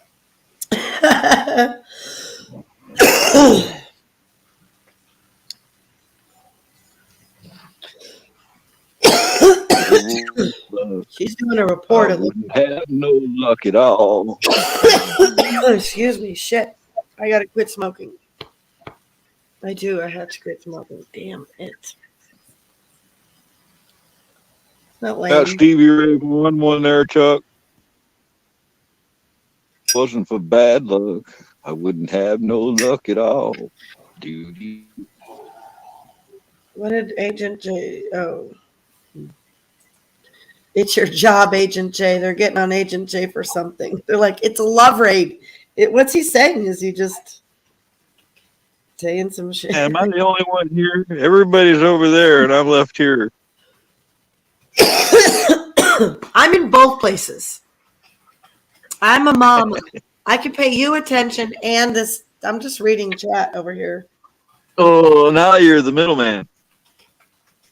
I'm able to do it. I'm doing it. I'm pulling it off, man. I'm pulling it off. Oh, I'm tired. I don't think I'll be on very long. I almost didn't want to come on. Oh, I'm so tired. I wanted to show off that wallet. It's super cute.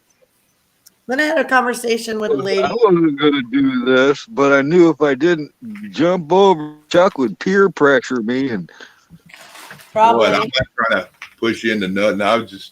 I know you have issues with trying to jump around on a phone. So. Yeah, I'm just messing. I just told him Nothing Camo said, hey, he's a stuck-up prick. He's not worth wasting time jumping over here.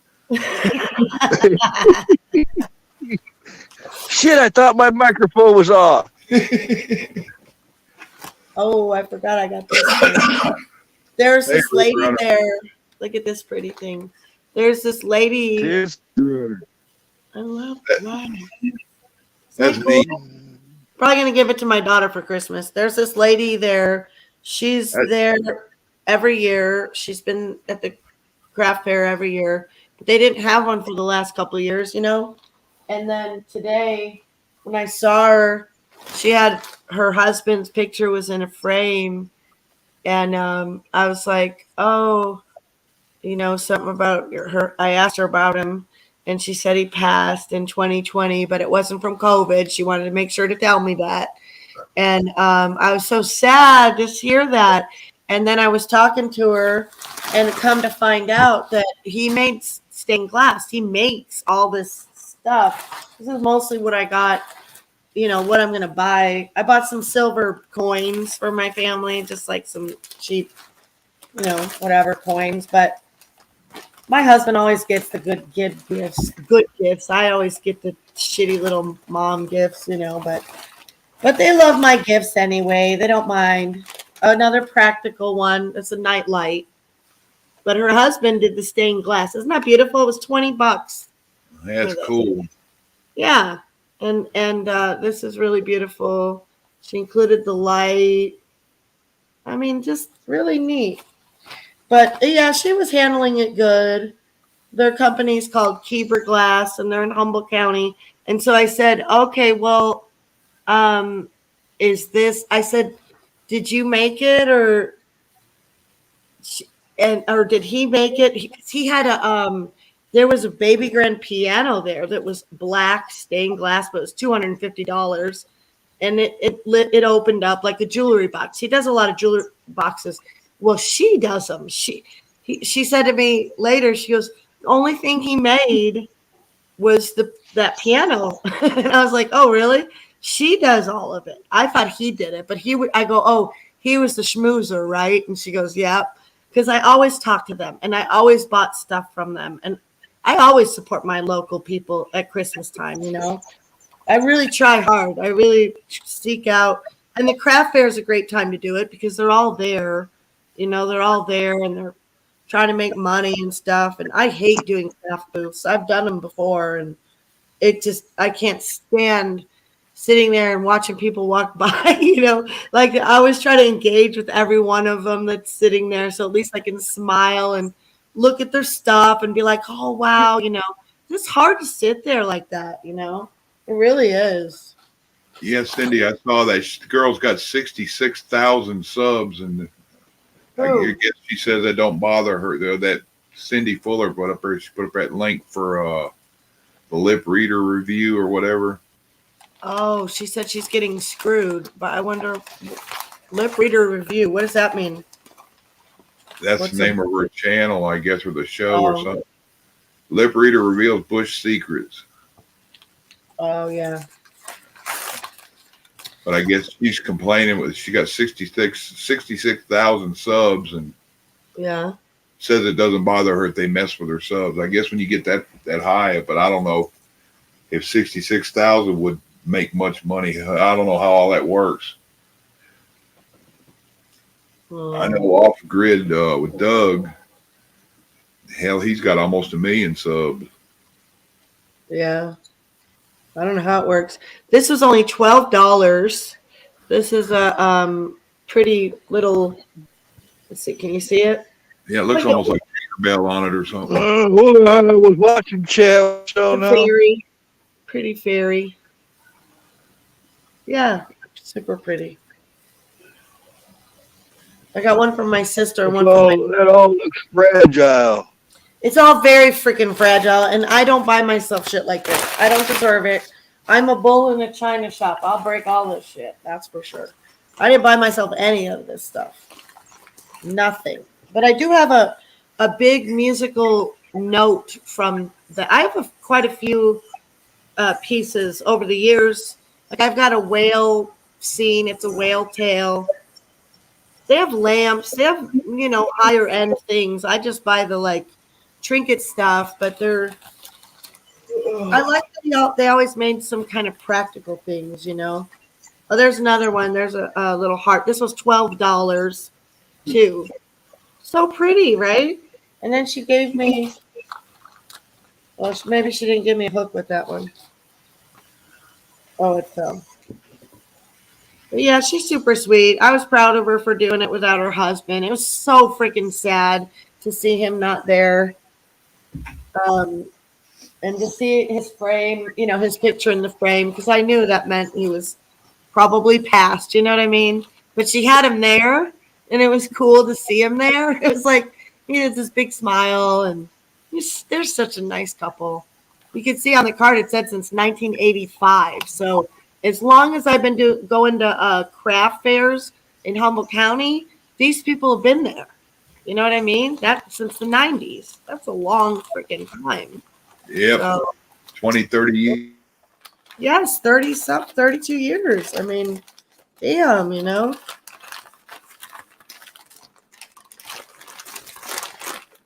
But she had her whole inventory there.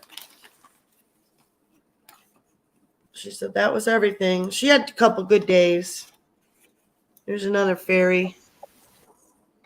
I don't know what. I guess this one's more like white, just a clear color.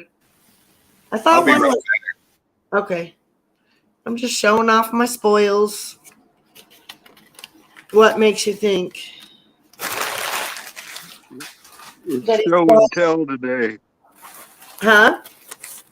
Show and tell today. I already had my turn. What? I said it's show and tell today. I already had my turn. Yeah, show and tell. Why not? Well, we had a great conversation too, because when I bought this first piece, which was only $30, I think this is it's a rainbow triangle. Okay. And I was like, oh yeah. And she goes, oh, and this was $30. Isn't that beautiful? Look at that. So freaking. How Pink Floyd-ish. Now this one I'm giving my husband, so in a way I can kind of keep it. Yeah, it's very Pink Floyd-ish. Yeah. Well, she goes, oh yeah, I did this one because the LGBT community, and they're having such a hard time. And I was like, you know, this morning I did a rainbow video, and I was like giving glory to God, and I was like, I cannot let that. I'm not gonna let her think I'm buying this for LGBTQ. I'm just not. I said, you know, I support LGBTQ. I said they're having a hard time right now because they're doing drag shows in schools. And she was, oh, yeah, I'm not for that. Yeah, I said, I'm not either. I was one that was accused of assaulting people. We were actually assaulted. And so we had this whole conversation. And then she wrote down standuphumboldt.news. She was super thrilled. When she heard, when I said Constitution, I mean, she lit up. So she was thrilled, you know. So that was kind of cool because I was a little bit like, oh, shit, I don't want to go here with this lady right now about this, you know. But I told her, I'm like, look, I support LGBTQ. I support people's choices to do whatever they want, but you leave the kids alone. She goes, I'm totally agree with that. And I'm like, right? Most people do. Most people aren't freaking perverts, you know. I said, yeah, we can't all go do our sex acts around kids. What the hell? You know, it's freaking crazy. Hey, don't ruin the mood right now. There's like a union developing in chat while you talk. We don't want to screw that up with weird stuff.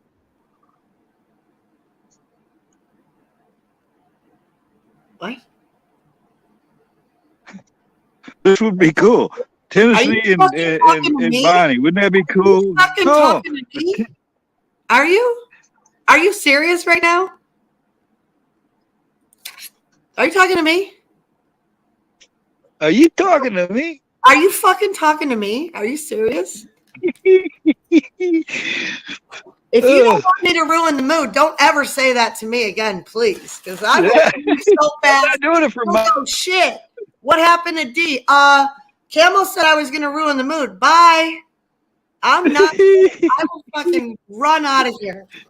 You'll be like, look at chat. Tennessee Ridge Runner and Bonnie, wouldn't that be something? Shit. I'm showing my shit. Come on. Yeah. Now you're just being mean. You have a romance. I'm doing my showing off. Shit. Got another heart here, everybody. Love it. $12. Simmer down now. Simmer down.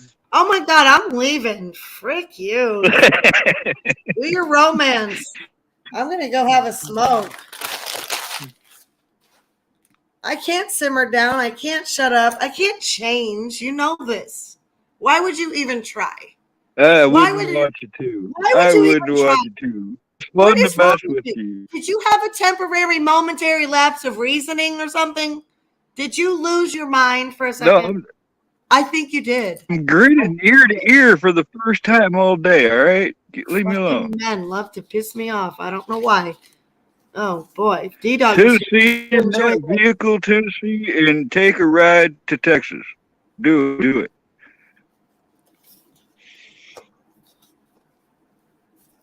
What? I don't know what to say right now. I don't want to Good ruin the gal right there. And from what I know about Tennessee, hey, it'd be a good thing. Okay, so then I found an herbalist, and she had this honey cider. I bought this because this lemon verbena and lemon balm is supposed to be good for mood and depression. My husband woke up today with super just icky feeling, blue. He's got the winter blues already. I'm like, oh, great. Here we go with the sad. We need more sunshine already. Shit. So I'll be shoving this down his throat. Take this.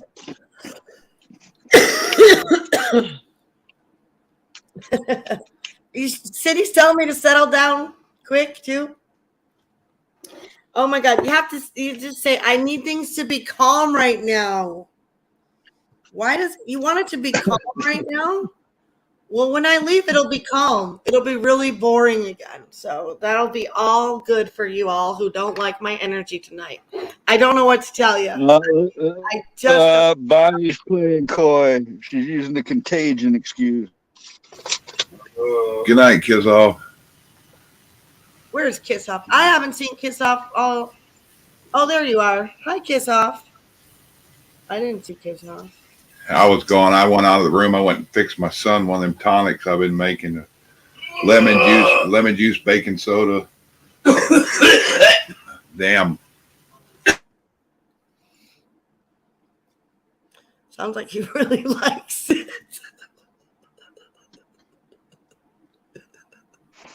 He's like, no, Daddy, no. I guess he thinks it's horrible. It was baking soda with honey and local honey and lemon juice. Hey, Echo, I must have missed something, especially if I show it in time. I can't see the chat all the time when I've got the camera on.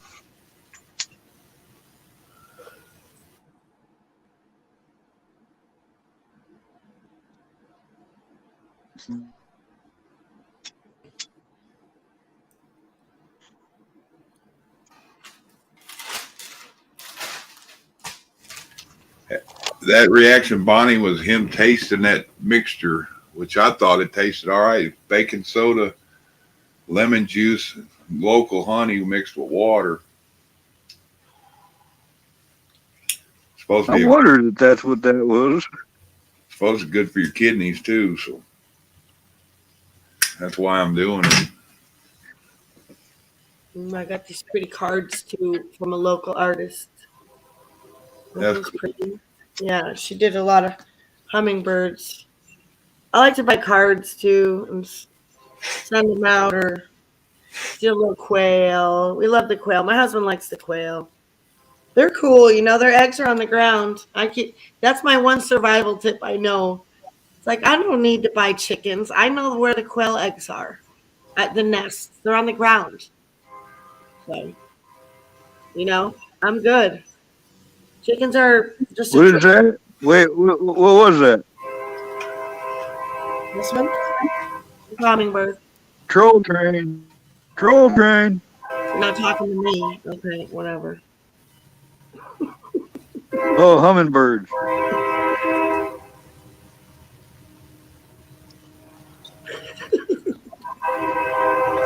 I don't know if it'll break that up. Bonnie, somebody said to get that elderberry stuff. I went and got some of that earlier. It should help. Elderberry's good. Garlic is good. I bought some elderberry gummies, and then I got these emergency pouches. Mm-hmm. The elderberry gummies or the Sambuca or whatever. Sambuco. You got the paste? Are you taking the paste? Now they're gummies. I know, but are you guys taking the Ivor? Oh, I got it. I haven't taken any in a few days. Taking everything else. Quercetin, zinc, vitamin C, vitamin D. I ain't taking none of that. The paste. That'd be helpful. I haven't taken any pills that I've got over here.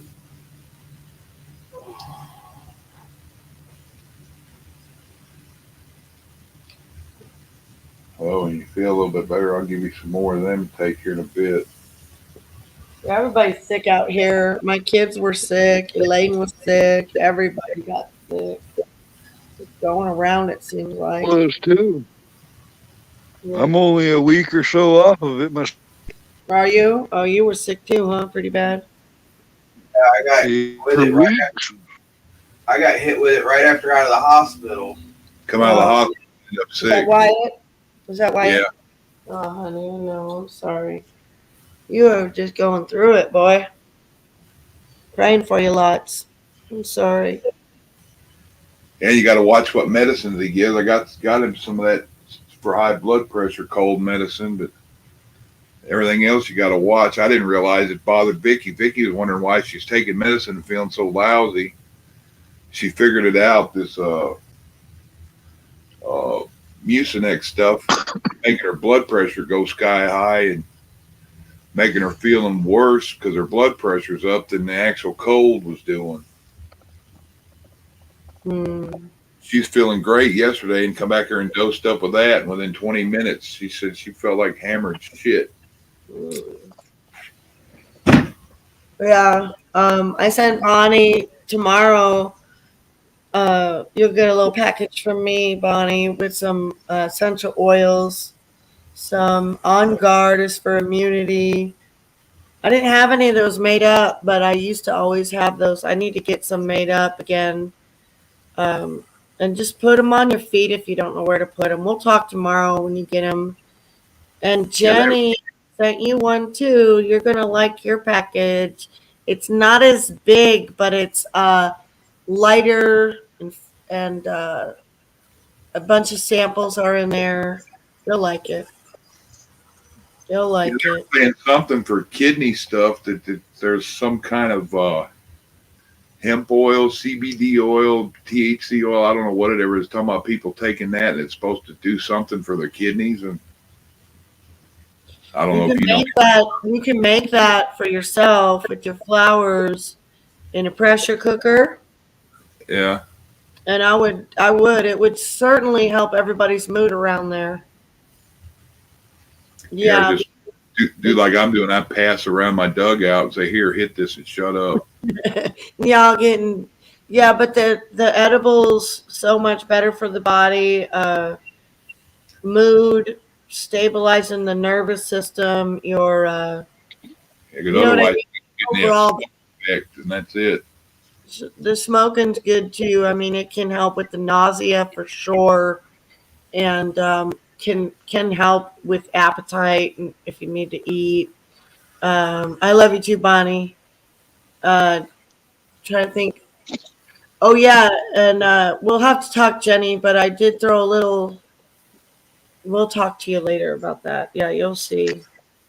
But yeah, the medicine. I found another herbalist lady, and I was talking to her, and I told her I had a lot of people that were interested in, the homeopathic, just the alternative stuff, and I don't do a lot of it. That's this girl here. She was super cool, super nice, and I'm hoping to get to talk to her some more. I know another gal that has a whole nother line of stuff, and she'll do a 15-minute free consultation for you guys if you want about your ailments. I don't really know that much stuff. I know what like cannabis helps me with. That's my main plant medicine I use for everything, but I also use doTERRA oils a lot. So, but I'd like to pass around some of those first aid kits and get some of those. With you, Chuck, I think I sent you one oil called Breathe, and that's a good one. You put that one right on your chest, that can help everybody with their breathing, you know. Is that one of the bigger jar things, or is that the? No, it's the little tiny roller bottle. Tiny little roller bottle. I think it's And sitting right. yeah, and you put that right on your chest, roll it on there, just one or two swipes, and I mean, and then the one, Bonnie, I sent you one, is called Digest Easy, and Sarah just taught me this recently, but you can put any oils on your feet, and I've done that with that Digest Zen because I didn't want to like probably pull up my shirt and put it on my stomach wherever I was or whatever, but you can put them on your feet, and what's a trip about those oils is in 10 minutes, when you're burping it up, you're like, wow, that did go through my blood system, you know. But Sarah taught me with the Digest Zen, that's for tummy aches and heartburn and stuff. You put that one right in your belly button because you're, you know, that's, what's that? I've heard of doing that. Like me and Hawk were talking the other day, and it was like, not trying to sound nasty, but if you put anything on your behind hole, it'll soak in and affect you faster and quicker and more powerful than anywhere, like your belly button. But your feet also is another good thing. Yeah. I've heard you're sick too to take a thin slice of onion and put it on the bottom of your foot and wrap your foot in cellophane and put a sock on it and go to bed, and that'll draw. My daughter did that. Yeah, it'll be a black onion in the morning. Yeah. Yeah. Even somebody told my wife she's got the plantar wart callus things on her feet. Told her she put a piece of onion on it and wrapped it up and did that a few times a week, and they said it'll pull them out. Mullein is great, Faith. Mullein. That's what I sent Bonnie some mullein too. I sent you some mullein, Bonnie, a couple oils, some tea. Mullein grows everywhere around here. You can find that stuff everywhere.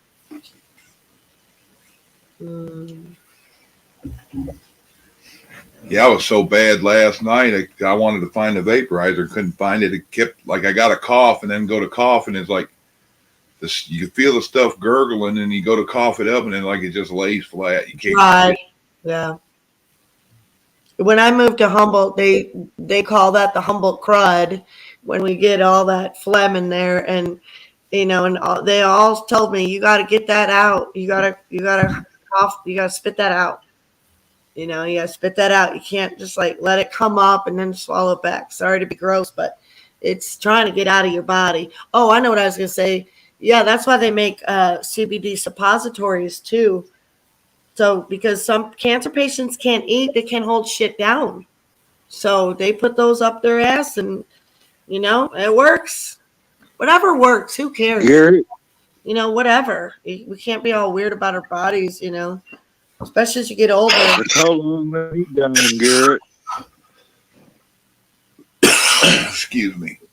Yeah, we all got the cough, the crud. Yeah, the cough is bad. Mullein tea. It's the first time I've had anything since November of 2018, and that was worse then. Right. Yeah. Well, and my mom's that way too.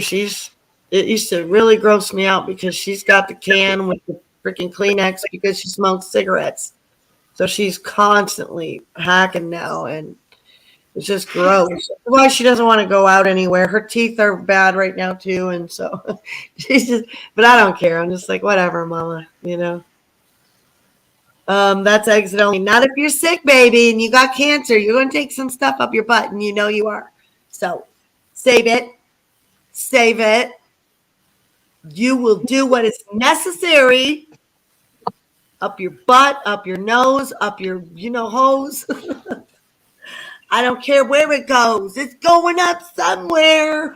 That's like all these kids are taking and soaking tampons and whiskey and then putting them up their behind because they can get drunk off of that in a little bit. No, they're not. What Look it up. Look it up. Is it new thing they're doing? I'm guessing. Well, it's better than Tide Pods. I'll give them that. Yeah. That's a cheap drug. How many tampons would it take to soak up a pint? That's how many people could share it. It's like, wow. And they get drunk off of one of them. Oh my god. Oh, My gross. name, blah, blah, blah. Oh, I'm an alcoholic. I like a tampon in my butt.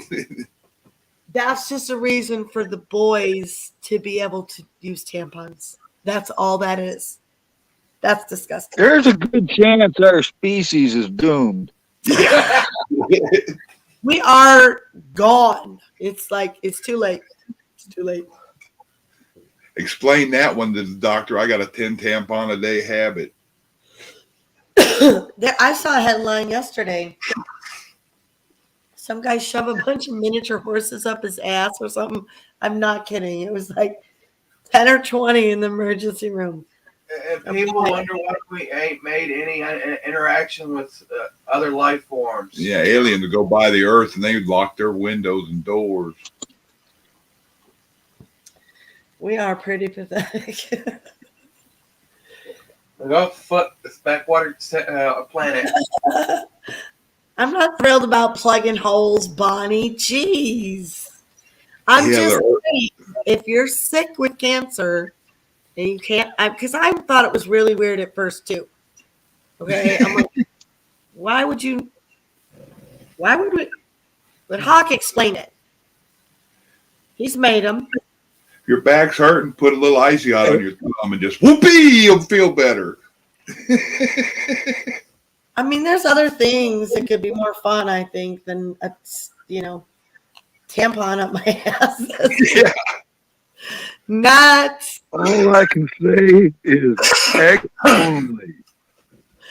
Oh my God! Change the subject, please. Somebody help me. Look at this pretty bobcat. Isn't that cute?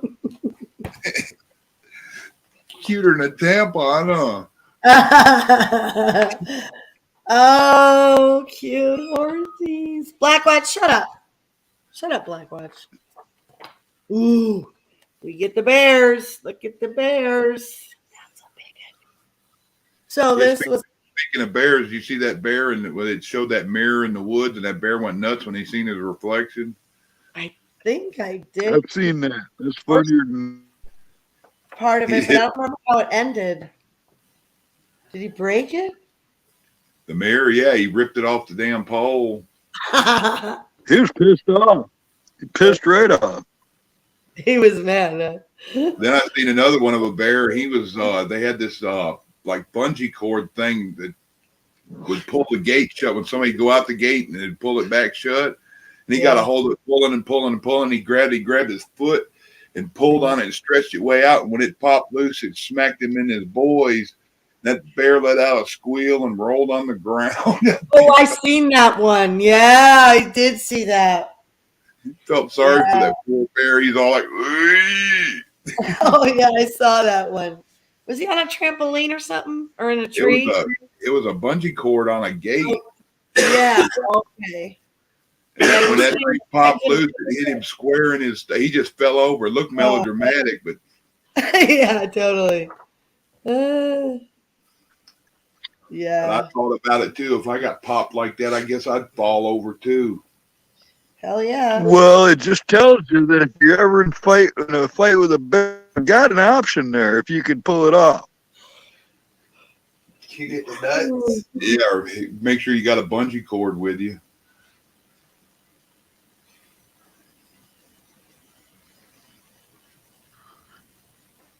It's nice to know they have that weakness as well.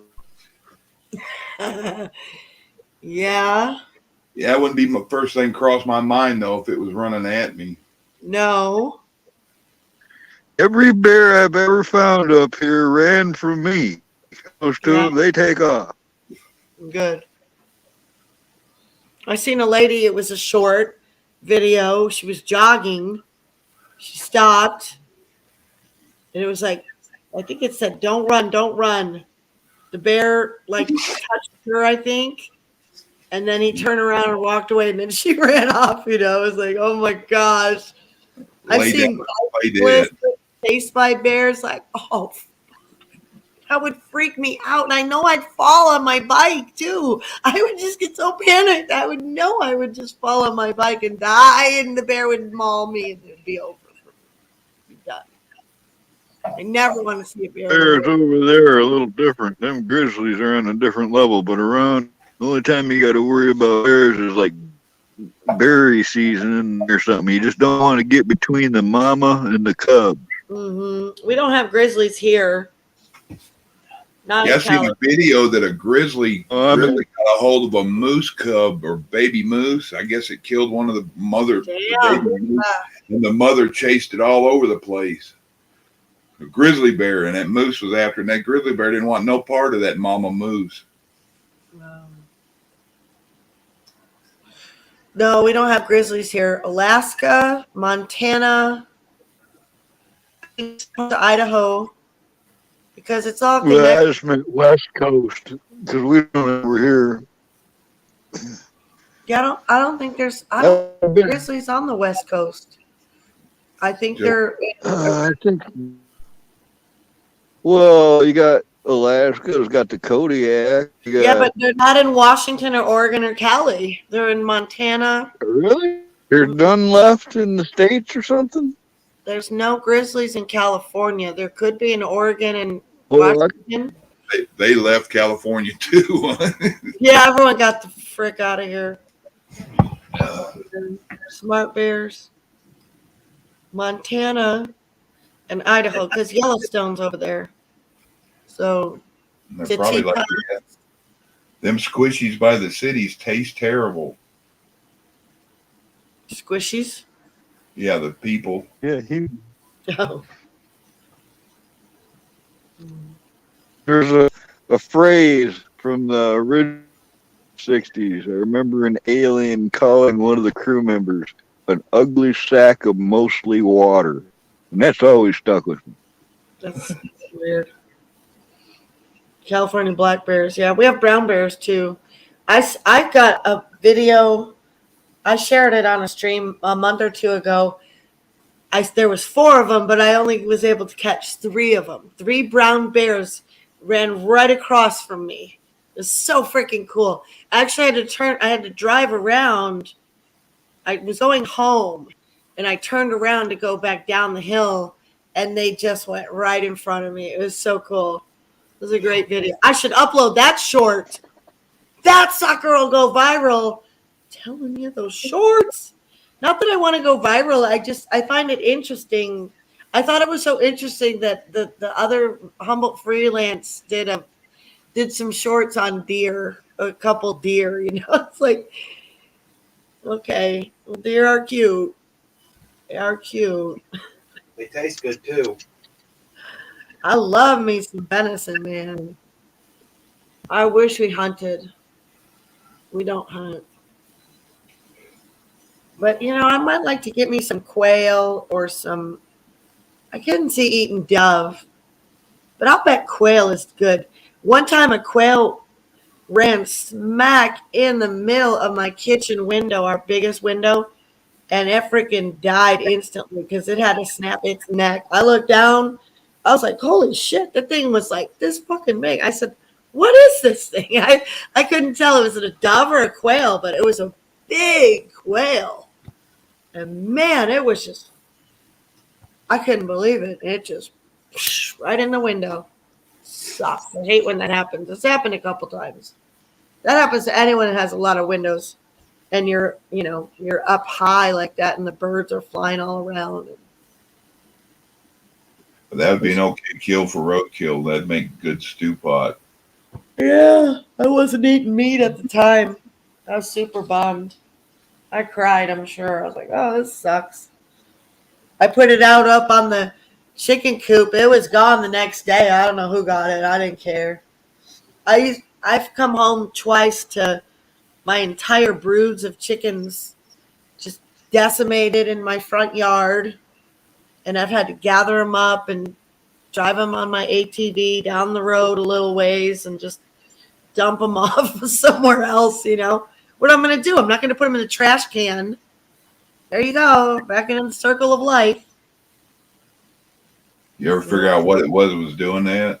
Oh, yeah, it was the bear got into the coop and left the door open, and then all my dogs freaking massacred my chickens. So I decided German Shepherds or chickens, German Shepherds or chickens, and drawing bears. I need the Shepherds. You know, I don't need the chickens.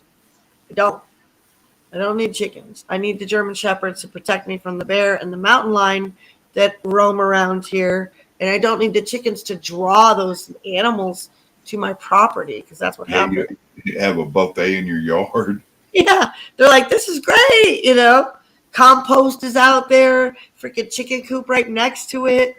I mean, we're in the middle of just nowhere, you know. So the elk have been migrating here. They do a lot of, when they do a lot of big logging, you know, all the animals kind of migrate around. So the other night, my daughter caught 2 elk, and that's more rare for us. We don't, they do come around, but they're not as, you know, rarely. I've seen, one time I got a picture of 4 elk up on the side, and I was lucky I saw them. I just happened to look, and I was like, oh, wow. At first I thought they were deer, but then you could just tell they're so much more massive, you know. Their horns are massive, and we have a spot in Humboldt when you drive by, you're almost always guaranteed to see a huge herd of elk. They'll attack, too. People are so dumb. They'll get out and get all close up to them. It's just like, what the hell, you know? Sheep, Jenny, don't forget it's a sheep. You can ride them without getting close to it. Huh? How are you going to ride one if you can't get close to it? You're not going to ride it. We want a sheep, Jenny. Remember, the sheep have the wool. The sheep have the wool. And the goats and the sheep milk is apparently higher protein also than the goat milk. But I buy goat cheese and goat I buy goat cheese and what else? Seemed like about 3 goat things today. My husband's like, no. He's saying no. I know they used to say too, for as far as goat milk, if you got tattoos you don't like, if you got a tattoo gun, use goat's milk like you would ink, and it'll pull the old ink out of your skin. No way, really? Yeah, that's an old thing from years ago. A lot of these people do those India ink tattoos that are all shitty looking, and yeah, the blue face. When used to do tattoos, he'd tell them, say, well, do the same way you did the India ink with a needle with a thread on it. He goes, just dip it in goat's milk, and he said it'll draw that ink out. Wow. I'm a little over the mountain lions. That's something I've always wanted. I've wanted a mountain lion when I was 6 years old, D. There's one on you. Yeah, there's one on YouTube I watch all the time. His name is Messy, M-E-S-S. This guy's got his own mountain lion, and that cat loves his dad, man. They're good videos. I'd love to have a mountain lion. That'd be that's why cat right there. Why would you want to have an animal that could turn on you and kill you? Why? Because it wouldn't turn on you and kill you unless you were an asshole. They're very loving creatures, man. Watch the video. Look up SSI on YouTube. And all right, I will. I'll be right back. It would be badass to have a big cat when I was a kid. When I was 6 years old, and I named it Cougar. Because I love mountain lions. They're all the same thing.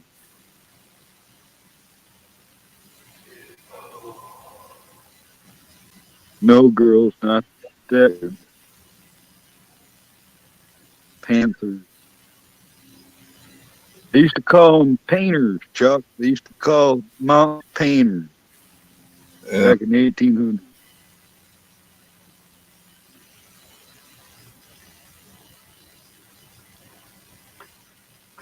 Black watch it. Here's your extras gift, Camel Carl. One asshole of a mountain lion. Have fun. Well, that's the thing, is you can't just get a mountain lion. You got to get them as a kitten. Yeah, I'm not talking about a wild one and then say, okay, I'm going to take this in the house. Yeah, right. You know, coax them in the house, close the door, and tame them. Yeah, years ago, when I buried phone lines underground, did underground lines and shit. One of the jobs I went to, these people had kennels and he raised wolf pups. And I went over to do this stuff, and this one pup they had over, she said that never followed anybody around. He's isolated, keeps away from everybody, don't even have nothing to do with her or husband when they feed him. Well, I was out there doing something and almost stepped on him, so I reached down and pet the dog, and the dog squealed, and I'm like, what's the matter? Was talking to him. Next thing I know, that dog was following me all over, and that lady was tripping out. We were over busy, and I went to the truck, and I guess I left the door open, come back, and that pup was inside the truck. I got him out of there, closed the truck up again, but the windows were down in it. And he kept following me around the yard. And all of a sudden I didn't see him because we went in the house to check something for the lady. We got ready to leave. She's calling for it and didn't see it. We got about 10 miles down the road, and that dog ended up, that wolf cub, pup, whatever, ended up crawling out from under the seat of the truck. When we got moving, I was like, what the hell? I thought maybe like a coon or a possum or something got in there, and I pulled the truck over to the side of the road, and here's that damn black wolf pup. So I turned around and went to that woman's house, and when I got there with it, and she's like, I just don't understand him. He's never been that way towards anybody. And she goes, I ought to just give him to you. I said, I don't know if I got room right now, but if you decide you want to, I left the number with her. But sometimes pets pick their owners. That's a fact. The guy that was helping me was into Indian mythology and all that stuff, and he said that wolves they imprint on people, and he'd say he thinks that pup imprinted on me when I almost stepped on it, and I showed it compassion and love, and nobody else would fool with it, which always makes me wonder. Probably been the best pet I ever had or companion, but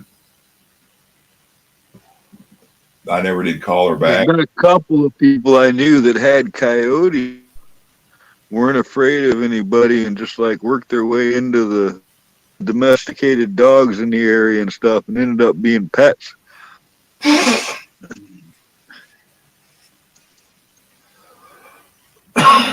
never know with something like that. Somebody might have, when you see a pet that's not afraid of a person, somebody may have caught it young, raised it a while, then released it. Now that animal is humans as a food source and a friend, instead of a threat. Yeah, that's not good.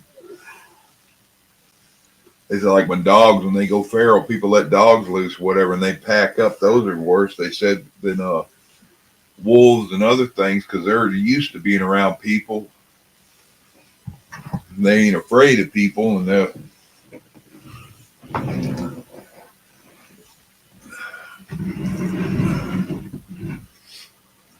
hell, it's been over 2.5 hours. I guess I'm gonna close this down. I'm gonna get me some meds going and probably get to sleep. Right on, man. Thanks for having me up here. Appreciate somewhere soon. Anytime, bud. Appreciate y'all showing up and everybody hanging out. Love y'all. Hope everybody's doing good. And we'll see you guys on the next rollout. Appreciate you guys stopping. Welcome anytime. Y'all have a blessed night.